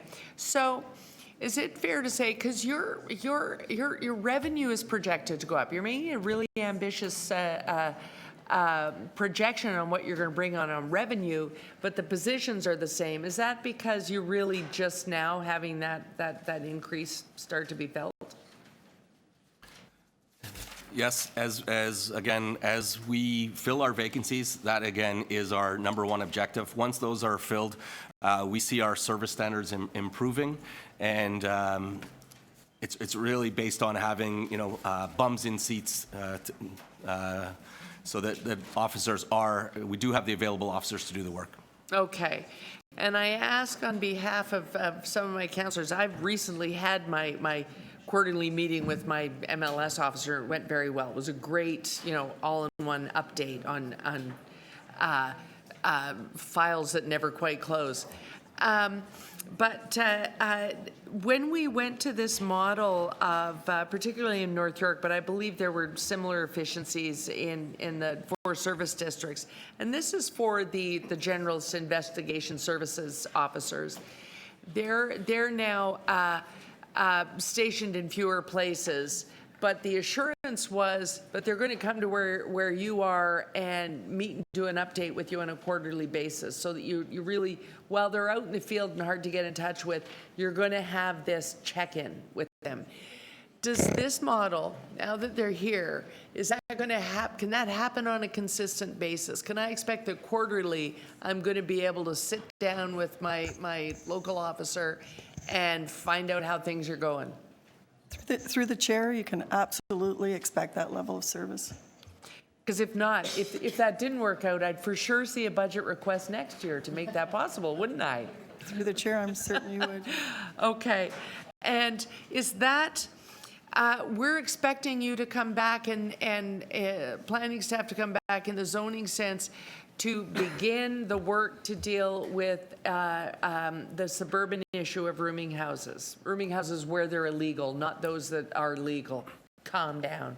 I came back just in time. So that's going to happen. We understand that to be happening this year. Does this budget allow you to be able to begin work on that right away, or would you be at that time coming forward with the budget request? So we're going to make decisions, but they don't really happen until 2021. I'm just trying to manage expectations. Yeah, it is a body of work that we're doing this year with our colleagues in City of Planning. If approved, and if it does go to the other areas of the city, it is something that we would have to definitely address, that there would be enforcement needs. We do not have the appropriate enforcement, and we also need to understand clearly from council what the enforcement objective is. Our enforcement objective is to make sure people are living in safe housing. Others have an objective of dehousing, which we do not want to do. So we want to ensure that people are doing this properly. They are doing it as it does happen in the City of Toronto, and where they are inspected annually, which is a program that is important. Mr. Grant, you keep saying if. Something is going to happen in the suburbs. No one wants to dehouse, but we do need to give the officers the ability to enforce, which while they're illegal, they don't really have the ability. They can't get in, they can't deal with. Yeah. Sorry, the reason I say if is that this matter has been before committee for the last 6 or 7 years. And it has been a challenge. This is the year, It has been a challenging one. We are also hopeful that this is the year, because it is, people need to be living in safe and affordable housing. Exactly. Thank you. I think we're on the same page. Thank you, Mr. So I see there's no more, okay, question from Yes, thank you very much. I'm just trying to get clarity about how many staff members are responsible, or how many FTEs are responsible for short-term rentals, because this is going to come online and it's going to be a lot of work. So in the 4th bullet point on page 2, there's some compliance and reporting staff, a team of 5 that supports data-driven enforcement, but that's both vehicle for hire and short-term rental. Or is that's more, such as vehicle for hire and short-term rental? Can you give me an idea about how much of their staff time is devoted to short-term rental? Sorry, so that team of compliance officers, which is where we're looking at doing it through data discovery, a more model, more comparable to the CRA, where you're doing it digitally and looking at data.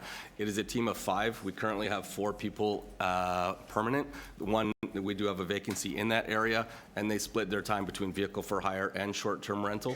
Once short-term rental is on board with the registration, obviously they will spend more time on that. Right now, they're primarily on vehicle for hire.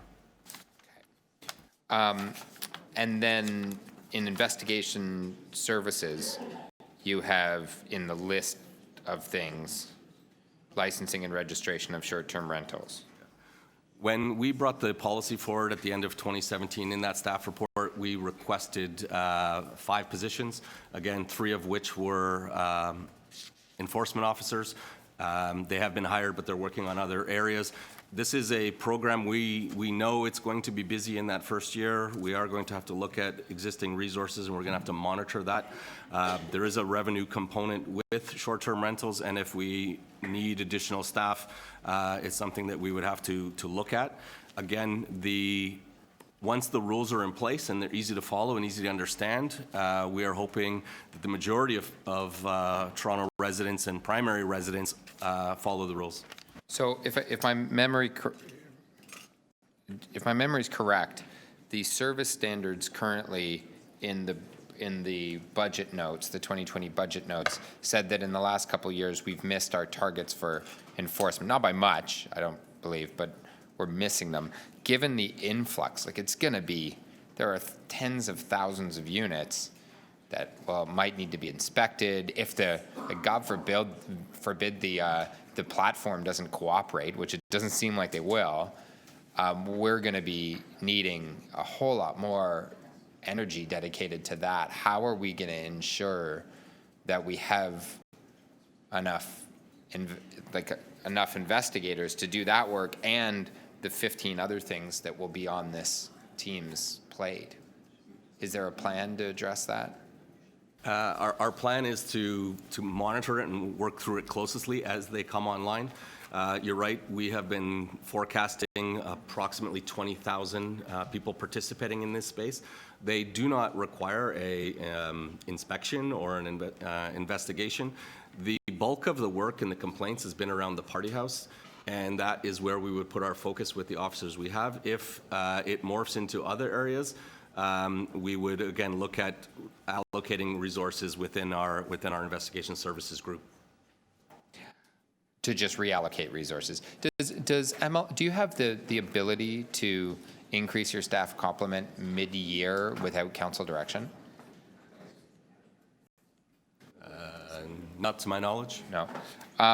Just out of curiosity, in the investigative positions, how much of that is cost recovery? Like how much cost do we recover based on their the tickets that they issue, the fines that are issued? Like, is it 50-50? Is it 100%? As a division, we're heavily funded on user fees, around 80% and 20% on the tax base. The investigations with property standards and such is not necessarily cost recovery. A lot of that is on the tax base. The rent safe program is primarily cost recovery. Short-term rentals does have a revenue component that we will allocate towards those areas. Okay, that's great. Thank you so much. And that we don't get the fines, correct? Thank you. Don't get the fines. It goes through court services. Oh, okay. Is there any idea if you did get the fines? Like, I'm just trying to find the metric of how much is on the tax base and how much can these municipal licensing inspectors actually recoup of their salary. It's an interesting exercise, but. Thank you. Any other questions? Councilor Nunziata? Yeah, so just on that point, I have a couple of questions on the fines. So you're correct. Some of them, they go through the court services, and sometimes they go on for 2 or 3 years. So what is the success rate on getting these fines through the courts? As you know, they keep appealing. I have some that have been 4 years now. Is there any way that we can put those fines on their property tax?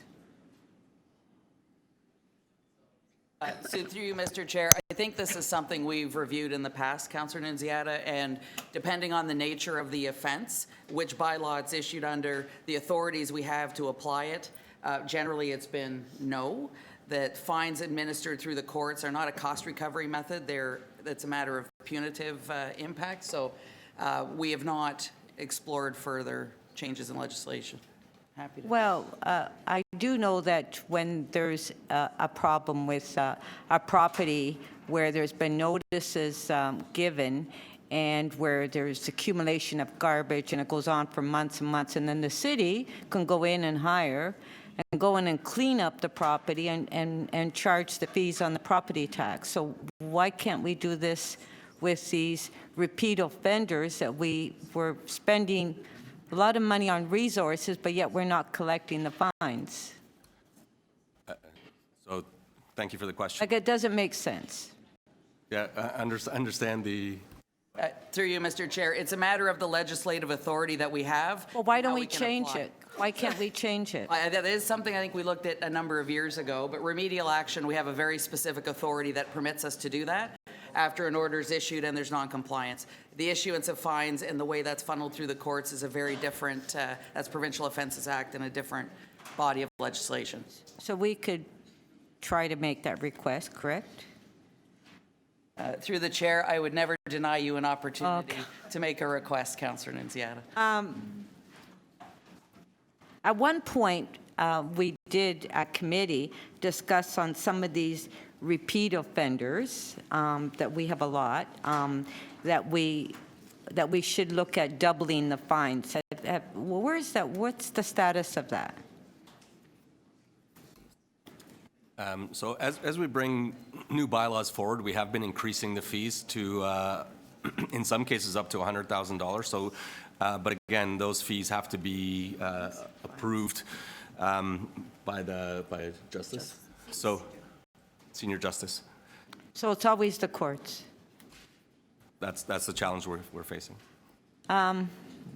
The clothing drop boxes.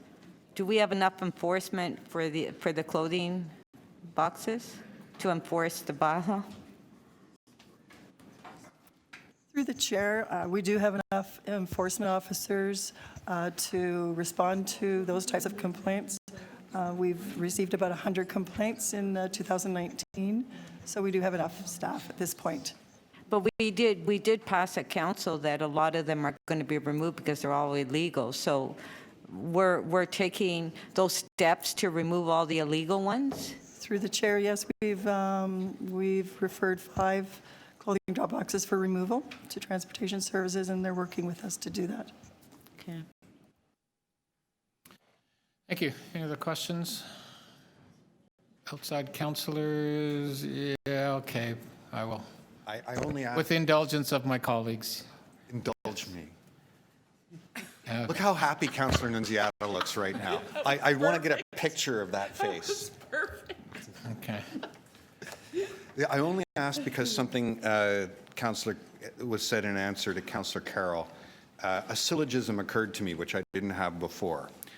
A what now? Syllogism.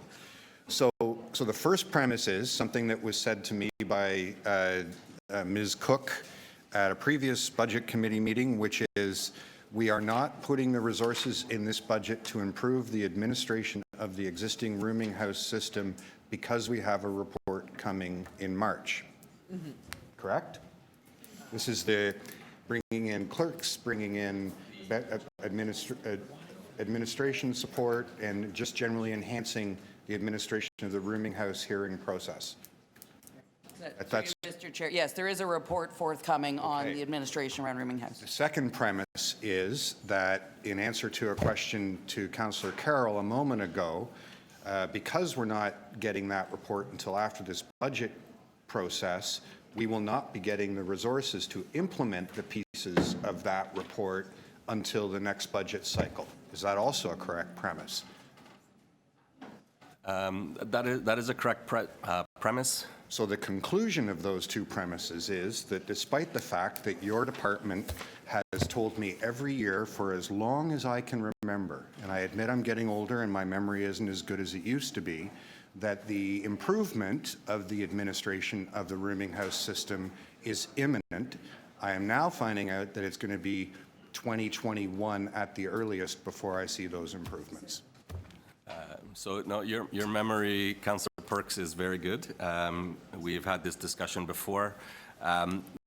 The resources that I'm speaking of is to the suburban areas and make sure that we have appropriate. We need to look at how we currently resource the current rooming house commission and the administration of it We're working with the Affordable Housing Office to move the licensing there, but our own process related to the commission, you're right, we do need to make some improvements there. So I guess I'm going to have to interrogate this a little further. Can you show me where in the budget, be it affordable housing or clerks or your office, where the necessary resources so that we are properly inspecting the existing rooming houses, properly following them up, properly notifying the community, properly resourcing the commissioner, making sure that fire, public health, and your department are coordinating the inspections properly, because none of that is currently happening. Where is the money in this budget to do those tasks? So through you, Mr. Chair, and I also recall your memory, Councillor Perks, you're absolutely correct. Certainly there's an element of the administrative side of this in the existing context of the volume of rooming houses we have in areas that are permitted. That should be able to be done finally through this year administratively. I'm asking to show me where in the budget that is. Because there has not been a specific budget line allocated for any internal changes that need to happen this year. However, there is the bigger conversation about how we're going to extend multi-tenant homes across the city and what that structure would need to look like to support that, both from an administrative and an enforcement lens. So there's two components, one dealing with the existing and the changes that you've been long waiting for that need to get done within the existing framework that we have, and the report coming forward that proposes a revised framework and will inform as well the ability to expand beyond the currently permitted areas. Okay, a final question then. Will you be able to put in my hands and in the hands of my colleagues, before we vote on the budget, something that shows us that the resources that will be necessary to make sure that the existing rooming house licensing system is properly managed? Will you be able to provide us with a document that shows how that will happen in this year before I vote on the budget? We will endeavor to pull that together. Thank you. Endeavor. Okay, next Endeavor. You've on been to endeavoring for a Transportation decade. Services, briefing notes? Sure. So within Transportation Services, we have 5 briefing notes. The first being Vision Zero Road Safety Plan funding to date. The second, again on Vision Zero Road Safety Plan, the distribution by community council area.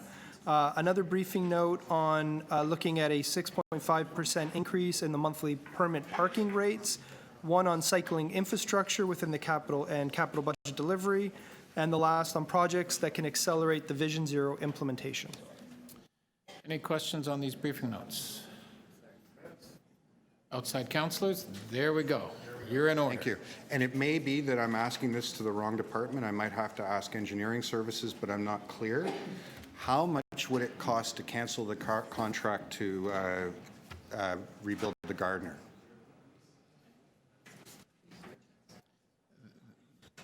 That may be engineering services, but if it's... So I should save that till we get to engineering services?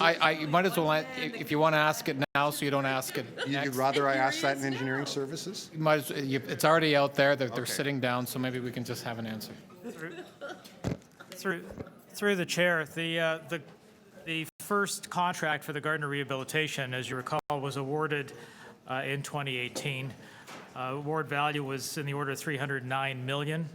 At this stage, we're well into the construction of that project, and so that if the project or the contract was canceled, there'd be some significant serious implications for the city in that regard. But the most it would be is $309 million.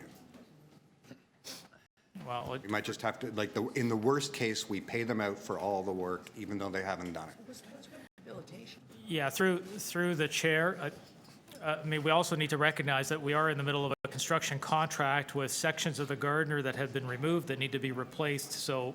Oh, I know that there would be work to do after that. I'm just asking, what's the worst cancellation cost is $309 million. Through the chair, As direct cost? As direct costs would be in that order. Okay. What was the difference in cost between the option that council settled on and the Boulevard option? Well, we need to recognize that this current phase phase is part of the Gardner hybrid option that council had supported. This is the first stage. There's a second stage between, and so this first contract is between Jarvis and Cherry Street. The next phase is Cherry to the DVP. As part of what council had deemed to be the hybrid option. Yeah, but there was a cost estimate there was a cost differential between the two options. I can't recall. What was it? That I don't recall. We'll have to It was over $1 billion, right? Well, yeah, ballpark? There were numbers that were referenced. I guess the question for us is, it's the true cost, the capital cost up front. There are life cycle costs that were included. Yeah, I know. And I don't have that number with me. Oh, okay. Maybe later. Thank you. Before we get to this next section, though, any other outside councilors? Councilor Wong Tam. Yes, thank you very much. With respect to the pedestrian deaths in 2019, I believe that number is sitting about 42. Is that correct? That does not include serious injuries, but just people who were killed on the road through violent vehicle incidents. Through the chair, in 2019, the total fatalities were 63. Oh, 63. Oh, okay. And out of those 63... 64, actually, because somebody just succumbed to injuries that occurred in December. Okay, so out of those 64 deaths in 2019, how many of those individuals are seniors?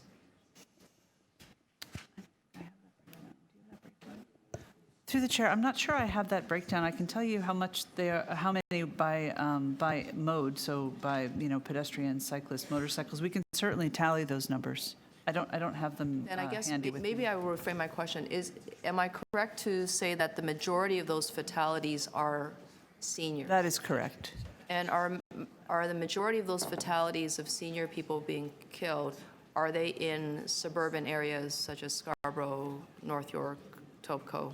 The most significant number of seniors being killed or seriously injured on the road are certainly in Scarborough, and the suburban communities of Etobicoke and North York are also higher than downtown, for sure.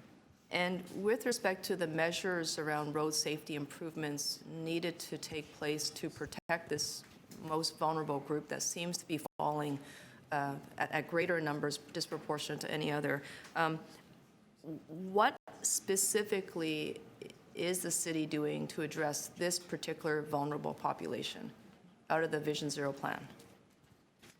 Through the chair, some of the key initiatives that improve road safety for seniors is the reduction in speed so that crashes are less severe and less fatal, and the incorporation of new signalized crossings mid-block or at intersections that are desire lines for people to cross so that those crossings can be protected. And there's a category here called seniors safety zones. How many senior safety zones were installed in 2019? Through the chair, I'll pull that number up in a second, but I'll just clarify that what a senior safety zone is. It's a zone around a location with a large amount of seniors living in the population.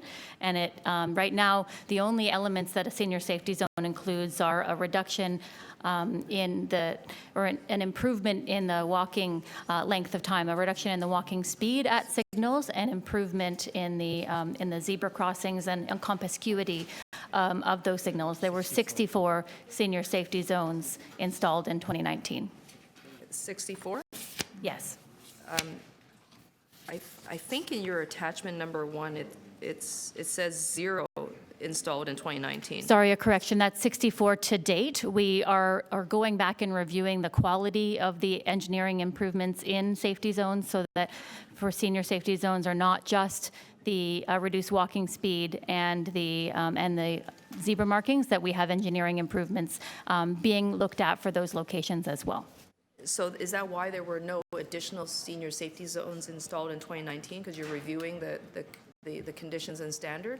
That's correct, because the senior safety zone, as it said, is just signage, signal timing changes and markings, and we want to go and increase the quality of those senior safety zones through engineering measures before introducing more signed and signal timing changes in senior safety zones. Thank you. That's very helpful. So I think we can anticipate that in 2020, you'll be, when you roll out the next phase of senior safety zones, including revising the previous ones, that we'll see additional enhancements. Is that correct? We currently have an active contract for both the engineering review of the existing senior safety zones, as well as a senior safety engagement strategy, which is doing walkabouts with seniors who live in those zones to get their feedback, and we'll be putting those projects into the capital plan. Once we have that well underway, we can look at adding new senior safety zones. So that's very encouraging to hear. With respect to new cycling infrastructure, I recognize that in 2019 you had a target of installing 25 new kilometers of cycling infrastructure, but only 9 kilometers was installed. Why were you not able to hit the target? Some of the cycling infrastructure that was identified for that 25-kilometer mark is still being constructed. It's projects that were designed, tendered, and are under construction, but carry over into the 2020 season. So we'll see more numbers of the kilometers picked up as those projects get completed. Okay. Through the chair, could I just add to that? I think there's, I just wanted to underscore that we received generously a fair amount of resourcing, both from the province and the feds in 17, 18, and I believe in 2019 as well. Many of the criteria of those projects through PTIF and through the Ontario Municipal Cycling Grant required us to do a fair amount of design work on projects in order to make them eligible to spend that money. And we wanted to be able to leverage the existing city dollars. So many of the design staff that work on design and delivery of those projects were really focused on trying to move projects forward faster. So I think you're going to see an uptick in delivery over the next few years when we've really been focused on design of system improvements to take advantage of that leveraged funding opportunities. Great, thank you. Thank you very much. I'll take it into committee. Committee members' questions. Councillor Nunziata.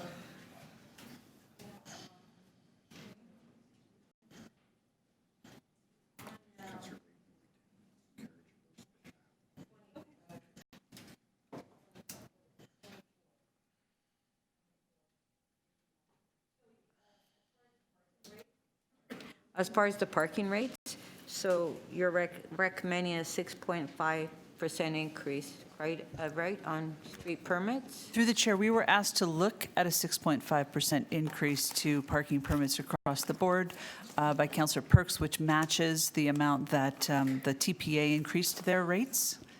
And so we looked at that, and that's what this briefing note identifies. Our proposal is more modest than that. Okay, and what is your proposal? So in the report, it says that you're looking at doing a parking strategy during 2020 on parking fee rates, and that will reflect the 2021 budget. So explain that. So what is your recommendation? So our recommendation is to increase fees for the on-street permit parking, focusing mostly the increase on those parkers who have either second cars that they want to park or on special event and visitor permits. So those folks who the only alternative they have is to park on street, we've kept those increases relatively modest. I think it's the cost of inflation. We use parking rates in order to help to incentivize the right use of our curb space.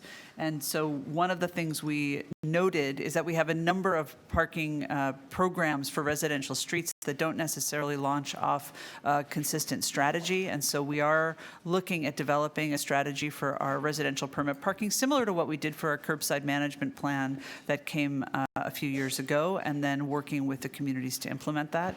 There will be, as part of that, a look at fees more comprehensively, as well as a look at parking citywide. Okay, on briefing note 26, this budget is recommending 50 new staff, correct? That's correct. That's for Vision Zero implementation. Yeah. So how would they help accelerate Vision Zero, and how many times has Vision Zero been accelerated? I believe Vision Zero has been accelerated 3 times. We've worked through our reorganization to maybe 4 times. Maybe five times. Do I hear 6 times? Okay. It's been accelerated a number of times. Does anybody have 6 or Yeah, well, I 7? was wondering, Okay. because the numbers keep rolling in. So we've accelerated it a number of times. We've accelerated for a very few programmatic reasons: to improve and increase the rollout on school safety zones, to increase the budget overall, to look at some very targeted programs, improve automated speed enforcement, add more red light cameras, things of that nature. Through our reorganization, we looked at moving staff around to fill areas of program where we really needed more staffing. And at this point, we've done that, and we believe that the best way to accelerate our delivery is to add additional staff in the Vision Zero programs. And we have a breakdown of where we're proposing to add those staff. The staff would be focused on delivery of traffic signals, pedestrian crossovers, intersection design and complete street improvements, signs and markings, and data-driven prioritization. And that would be all those projects in 2020? Those will be starting, well, if they get approved in the budget, we probably won't get the staff actually in place till mid-year, and then we would put them to work, immediately. But my guess is you'd see the huge uptick in later half of 2020 into 2021 and beyond. Those would be permanent staff we're requesting. Okay, so what would be the project that you undertake this year before, because the staffing you said would not be in place till the end of the year? Well, we would have existing staffing in place and our consultant support this year. So our program, the program of work that we've articulated in 2020 to deliver under Vision Zero would still stand. As we bring on new staff, we can accelerate projects and hopefully bring others forward to deliver them faster. Briefing Note 23 outlines the 2020 program as is currently planned. Some of that is in-year programmed, as well as the 2020 and 2022 Vision Zero projects that have been programmed on a multi-year basis. Well, yeah, and I also see that Etobicoke York is the lowest, right? The distribution is partly request-based.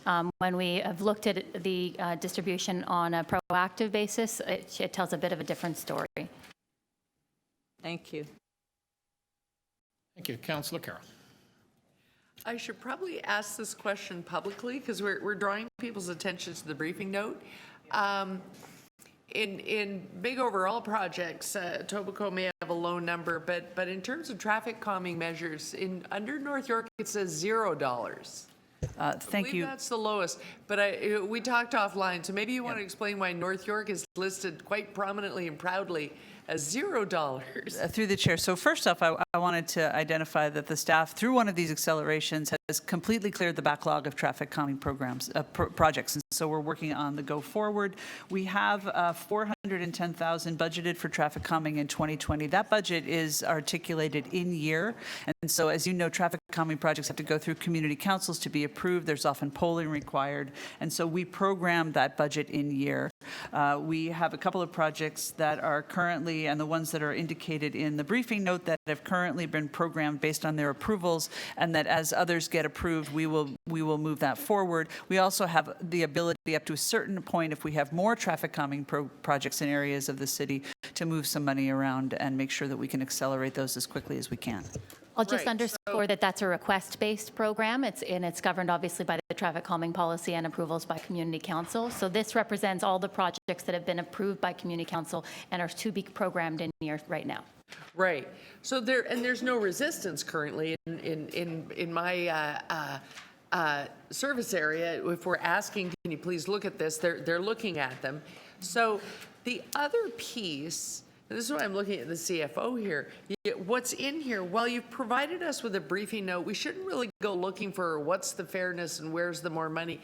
Because the other component here is if it's not approved, it's not in the briefing note because of that right sizing of capital. There's no point in putting it in here to make it look even if that ability to spend isn't going to be there. What's in here is what you have the ability to spend, and you still have the ability to react to in-year requests. That's about where we're at, right?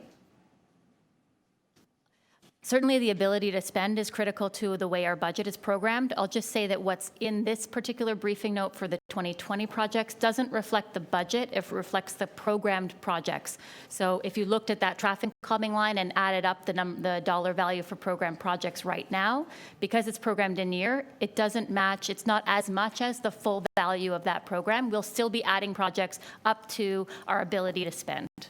Right, but there's no point in scheduling them if there's a whole bunch of community process to go through in a community council and you don't even really know the results of the original poll. That's correct. That's correct. And I also think the ability to be flexible with the funding and bring it forward when we have the capacity to spend it, which is what we did with the local roads program this year. We were able to spend well beyond what we had in the budget. And so so it works both ways, I guess. As we improve our ability to spend, the flexibility to be able to move those resources forward is much appreciated. Yes, you shall be rewarded. Thank you. Any other questions on Councillor Layton? Thank you very much. Just very quickly, there are all these breakdowns based on community council area. Can someone give me the population of the community councils? Because it seems like a much more fair way of representing this is per capita spending, because the Toronto and East York Community Council is quite a bit larger, is my understanding of population, than the other ones. Why? I'm just asking, does anyone have an idea of the population breakdown of the 4 community councils? No, we have a lot, we have a lot more issues than you. But is that the number of people? So we are. Hold on a second. So we're almost just twice as large as the Etobicoke Community Council. Let's just get... Through the chair. I'd like to thank my colleague, Councillor McKelvey, for having that number already written in her notes. Through the chair, we actually, after we handed in the briefing note, we did an assessment of those community council areas by 100,000 inhabitants to try to normalize for population, and the breakdown is somewhat different. So the spending on Vision Zero dollars per 100,000 for 2020 to 2022 was 17% for Toronto and East York, 32% for North York, 24% for Etobicoke York, and 27% for Scarborough. So Sorry, 27% for Scarborough, and what percentage for Etobicoke York? 24%, normalized for population by 100,000 residents. Thank you. That's because we don't have any Section 37 or anything. That has nothing, absolutely nothing to do with that. Okay, So if I could get back to my questions. So on the underspending on the cycling files, it's safe to say that we were underspent because other levels of government gave us money, and that meant we had to start focusing on other projects. They didn't give us money to say complete projects we had partially completed. They said, you got to do projects, you haven't done anything. So we didn't have the staff capacity to both start new projects and continue existing projects. That's the primary reason, yes. So had we had additional staff capacity, well, let's just say, we had additional staff capacity, we could have completed those other projects and proceeded with additional projects because new funding was available? Yes, that's correct. It's partly also a cash flow issue because the money from the federal government came in 1 year, and so the spend rate on a year-to-year basis is impacted as a result. Okay, I think it's important. I just think it's important to reflect also that on the actual spend, there's a number of components, including coordination, that actually have an impact, and there's multiple priorities, as you know. So when we look at trying to coordinate these projects, so we're not creating disruption through construction over and over again, and that is a significant issue that does impact the year of delivery that these programs come forward. Okay, thank you very much. Thank you. Councillor McKelvey. Thank you. So I had asked for this briefing note, and part of that was that you've identified that there's higher KSI in Scarborough in particular compared to other areas.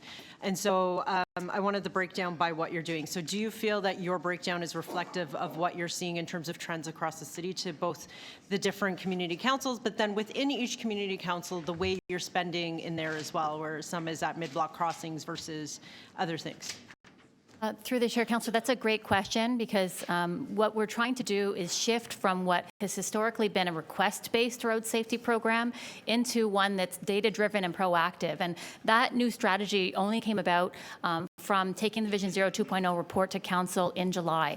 And some of these projects are multi-year projects, either the year before or 2 or 3 years before delivery. And so it's going to take us some time to get to that shift. These numbers don't reflect the disproportionate amount of killed and serious injuries in Scarborough or in other suburban areas.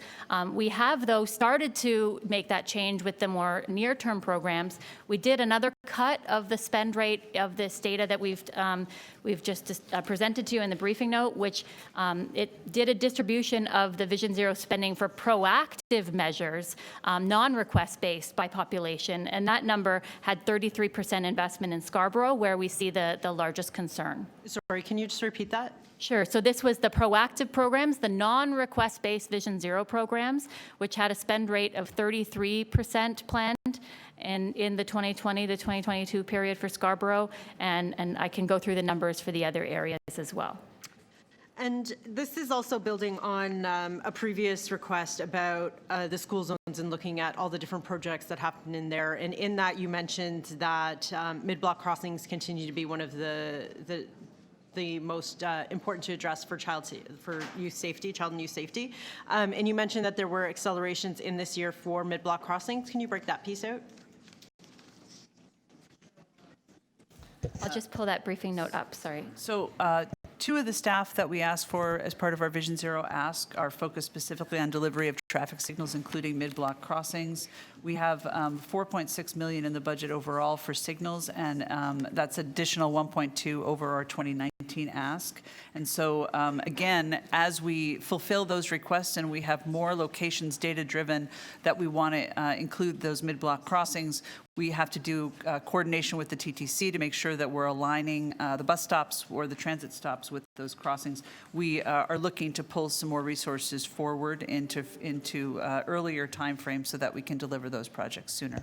And a second part of that request that was looking at breaking down the school safety zones and ways to accelerate was to look at how we can move between projects within years so that if some are trending behind, we can accelerate and try to get to a closer percentage total spend. So that wasn't reported back in that request. So what can be done and how are you looking at the way you're doing contract management to improve, and are there ways to adjust throughout the year towards the different areas if some are behind versus accelerate ahead?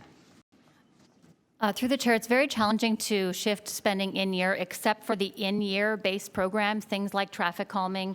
And then the other ones that are in-year programmed are automated speed and school crossing guards, which are, in the case of automated speed enforcement, that's distributed on an even basis across the wards, and school crossing guards is a request-based program. Traffic signal modifications is another thing that we can shift some funds based on ability to spend in year, but the projects that are programmed for the following year or 2 or 3 years out, we can't necessarily shift spending in year to the same extent. There's some ability around traffic calming specifically. Through the chair, though, I do believe that one of the main things we have focused on is trying to deal with the other components of smooth delivery. So about cash flowing projects more effectively and about ensuring that we have the right handoffs and the right communication and the right training for our project managers so that the year that we identify the project dollars to be spent and implemented are the year that we can actually do that work. And so that has resulted in some things shifting around, and I think we'll still continue to see that move as we move forward with the next couple of years of capital plan. Thank you. Any other questions? Okay. Next on to engineering construction services. Yes, so the last briefing note coming in from Infrastructure and Development Services is from Engineering Construction Services, and it's a briefing note on the 2019 construction completion summary and the 2020 assigned capital budget.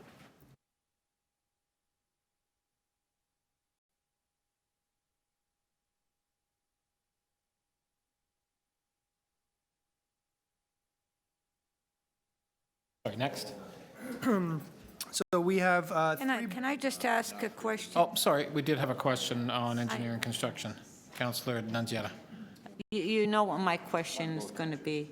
I just want to make sure that the funding is there for the bridge, Scarlett and St. Clair. Councillor Perk should be interested in this one because it abuts your ward. You're thrilled. Through the chair, the money is in the budget for the design and the construction of the Scarlet Road Bridge. We are currently doing an assessment of the property required to construct that. And once we identify what the value of the property acquisition required is, then we will bring that forward as a budget request. I just want to make sure the money is still there because somehow it gets taken out. So thank you. Thank you. Okay, next. Thank you. So moving on to corporate services, we have 3 briefing notes, all from within the Environment and Energy Office. The first is capital projects in the 2020 budget related to Transform TO plan. The second is the HELP and high-rise retrofits program. And the third is the breakdown of spending and outcomes outlined in the commitments made in our climate emergency declaration related to targeted reductions in transportation and buildings emissions.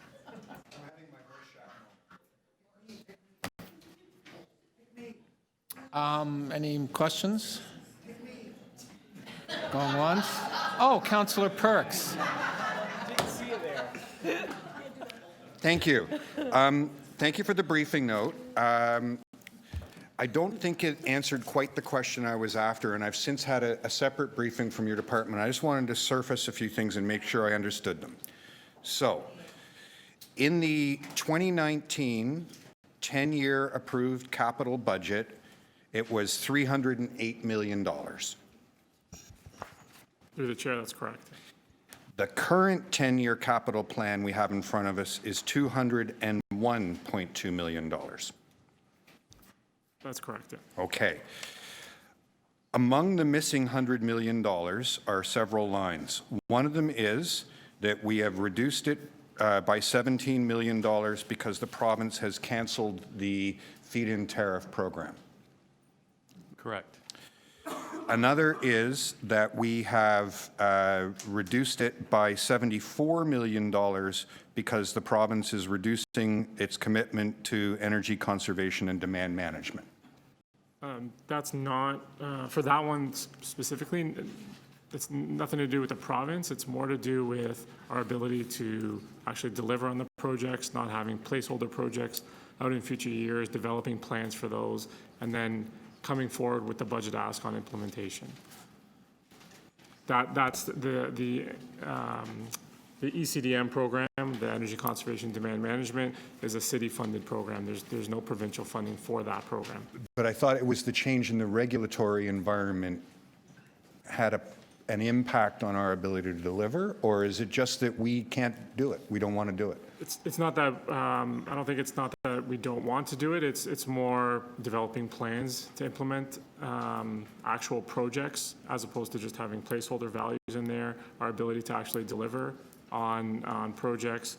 And on top of that, the shift that we have now in terms of our goals and our targets from what was there when we were developing the budget to the net zero environment. So I'd like to pause on my time here while they confer. Okay, he's done. Is that? Yes. You're done? Okay.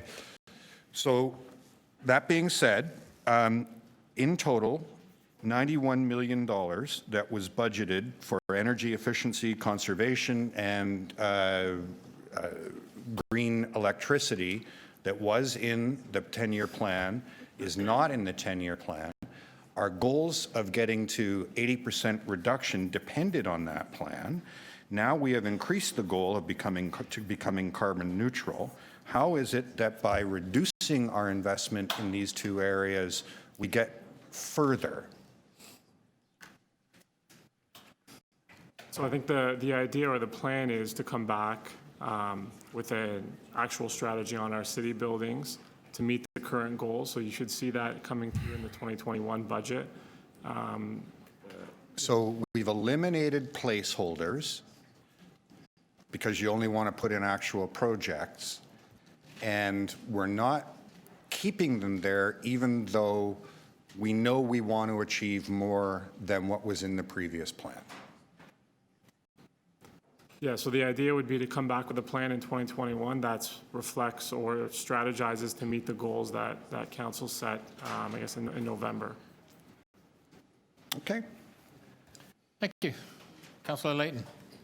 Yes, thank you. The list of projects impacted by the provincial cuts are in briefing note 28. They include the Mount Dennis Childcare Center, 14 St. Clement Daycare, 100 Queen Street West. Hey, that's this building.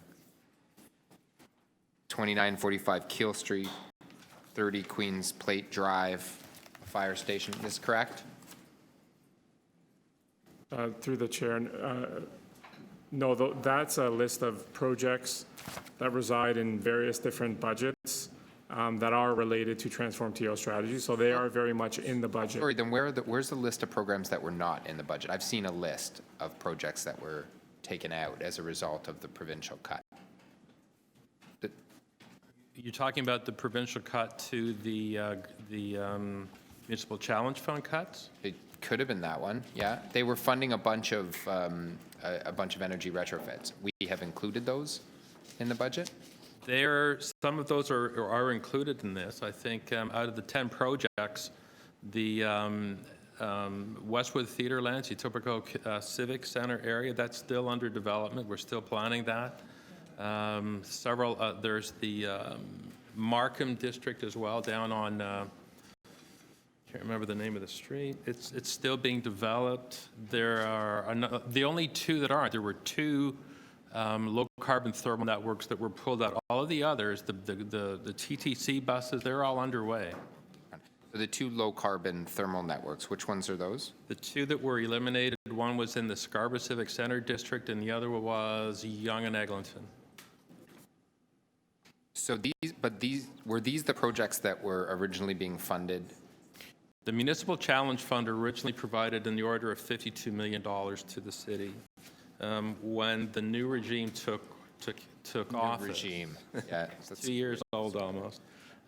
Basically, they wanted $51 million returned, and as a result of that, those two projects were eliminated. The other ones were funded through the city. We continue to move forward, so different divisions. So the TTC are investing in 60 electric buses, for example. That's going forward.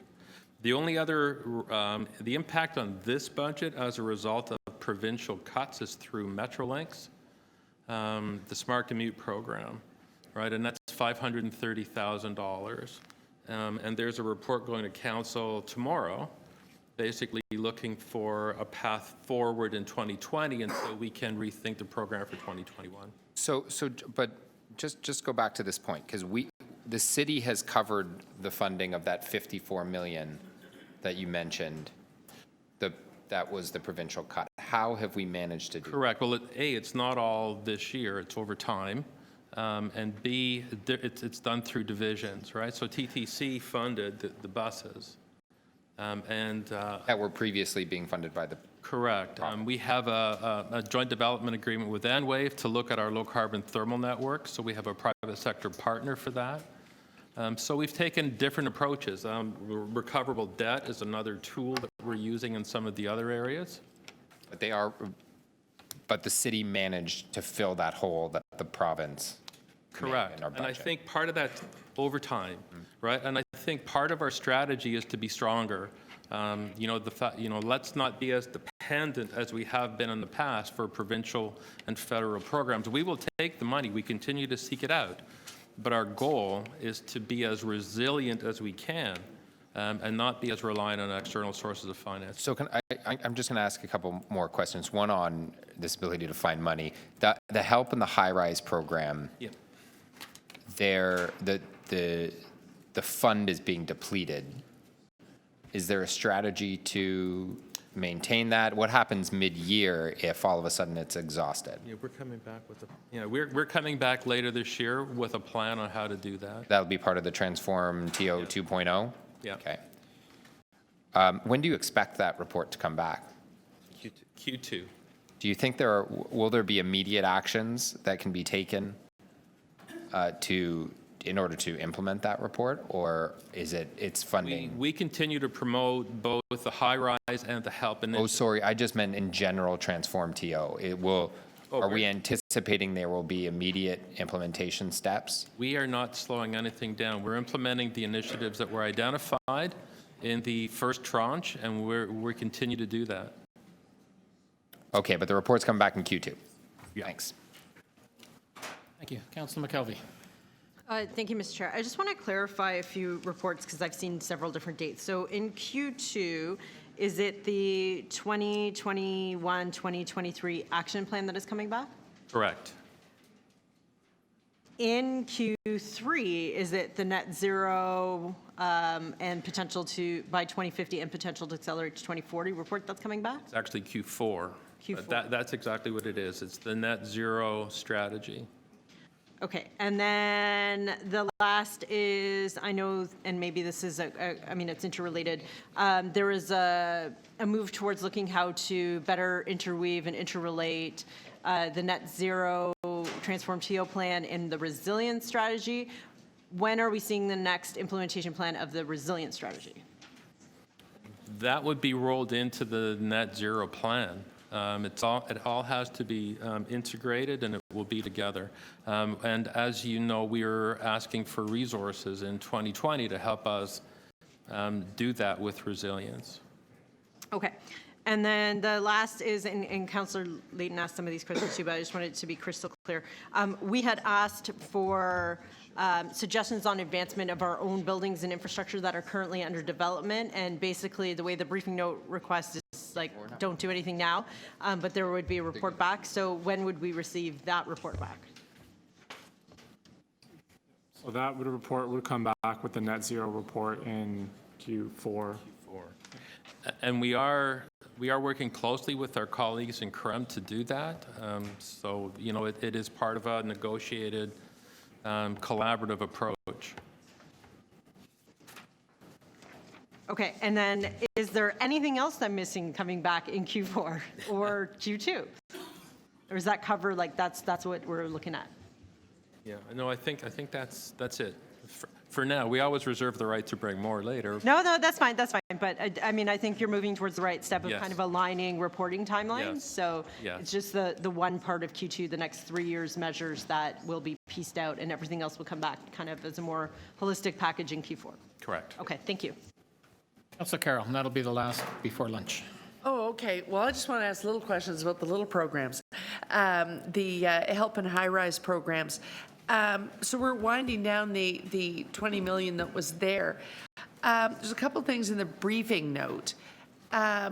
It talks about one of the limitations on the help program is it talks about the reluctance on the part of some lenders to participate in the program itself. By that, you mean homeowners? Banks. Right. Oh, banks. Yep. So if we can separate out how we're doing in terms of getting the word out that this help program exists to homeowners, if homeowners were doing trying to get banks engaged, or is it staff they don't want to really work on in the program basis? The issue is the priority lien status. So with the local improvement charges, the city has priority status in the event of a default. And the principal mortgage holders... they don't want to give up their lien right. status. Right. Okay. So do you think is that a function of the program just not being big enough? If it's a small program, so they can just sort of go like that and say go away? If we were putting more into this, would it be harder for them to come out and publicly say, no, we're not going to let that happen? I'm not sure. I think this is a bank policy thing. We haven't probed whether or not if it's a magnitude issue, but it is real. Well, the reason I ask if it's a magnitude issue is if we go stateside to some places where it was a state program as opposed to a city program, and it was, we're going to do this, places that we copied this program from, they've overcome that somehow. Is it just because they've got more of a diversified banking community? I'm not sure I have an answer for that. I know that we've identified where the issues are. We've talked to the banking community. We've talked to CMHC. And we keep, it's getting better perhaps. There are some banks that are better than others, but it's bank policy that's getting in the way. Okay, and then the other thing is, in terms of both of them, help and high-rise, this was all hinging on that $20 million envelope that there's only $5 million left of. Is there a plan beyond the 20? Oh, yes. So So we're continuing to ask the staff to not only the work where someone wants to do this, but is there an engagement plan that continues to look at, as more and more people are feeling safe engaging in this, that there's an outreach program to make sure that the take-up continues to grow, not shrink? Yes, for sure. So 3 or 4 months ago, I can't remember the date exactly, but we launched an initiative called Better Homes TO. Yes. It's a collaboration between the city, Toronto Yeah. Hydro, and Enbridge. And collectively and collaboratively, we're promoting like a one-stop shop for all of the initiatives that are available from the two utilities and ourselves. So yeah, it's been jointly marketed, jointly supported. Okay. And does this sits in your operating, not your capital, or sits in capital? It sits in the capital program, yeah. So that's why I asked. This is a take-up program. It all hinges on take-up, and that can change depending on the economy. There can be a little bit of an up and down there. How do we protect a program like this in a right-sizing, recasting of capital type of budget formula? Are these funds protected such that they wouldn't say, well, only 50 homes took you up and we funded you for 86, so we'll take the dollars for doing 30 homes back? This capital fund for these programs is not going to end up right-sized just because people didn't take you up this year? Yeah, I think there's less risk of that, especially these are funded from a reserve. It's a dedicated source to fund this program. There's a purpose for the program. There's presumably a beginning and an end. Of course, it doesn't necessarily have to end. They'll come back with revisions to it or extensions. So I don't think it would fall. And I know when we were going through the work over the summer and recasting the program and recasting the capital program and looking at changes, programs such as these didn't necessarily fall within that bucket. Okay, so can I just take that to mean, I just want to wrap this up. So what you mean is, while the $20 million may be winding down, we're in the last quarter of it, there is a plan to add other funds to the program later on. That will come to us in a report. And if you were going to wind it down and say, no more $20 million, we aren't adding to the funds, that is a reason to report as well, that we would hear we were not doing this anymore. Yes, but I can tell you we have no intention to wind this down. I think to get to net zero, everybody has to be a participant in this initiative. So there needs to be a program directed at homeowners. Right now, that's HELP. Right. The reason I'm asking the question is just I'm finding it on one street, it can take you 3 years to convince them to make the leap. Thank you, Councillor. So I'm going to extend just for a few minutes to do a quick rundown of the agencies. The request is if we don't have any questions on individual agencies, divisions, the staff don't have to come back after lunch. I just want to make sure, I just don't want to have staff come back if there's no questions. So are there, on the final, with Finance and Treasury Services area, are there any questions on those briefing notes?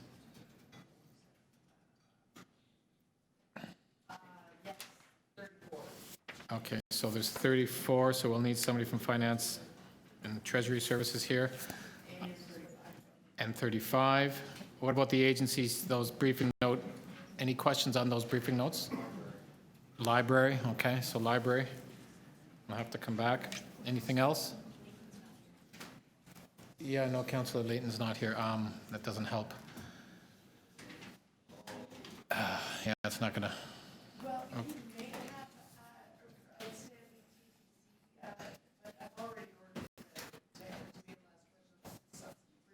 Yeah, okay. Okay, with regard to, everybody has these sheets in front of them. I handed them out. Again, what we'll be doing next is going to service groups and agencies. So I'm just wondering, so you've got community and social services. What questions would you, if you can just give me the, so you got the housing secretariat. Any other questions on that section? A lot of these questions, I think we answered a lot of the questions during the briefing notes. Okay, so that's fine. I'm just wanting to make sure. Okay, infrastructure and development. Okay, nobody, no overall on corporate services. Okay, finance and treasury services. Other, which would be the city manager's office, legal services, city clerk, city council, office of the mayor. Okay.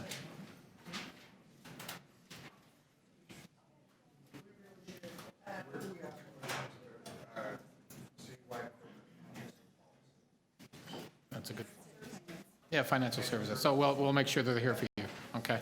What about the accountability officers? Okay. And agencies. There's create, so our public library, already is any, I'm just looking at create TO, libraries coming back, public health. We answered them, I think we had, okay. TCHC, arena boards, exhibition, heritage, TO Live. So any, so we have, how about Toronto Police Service? Have we answered all the questions for Toronto Police Service? Okay. The board, of course, parking enforcement, Toronto Atmospheric Fund. What about the TTC?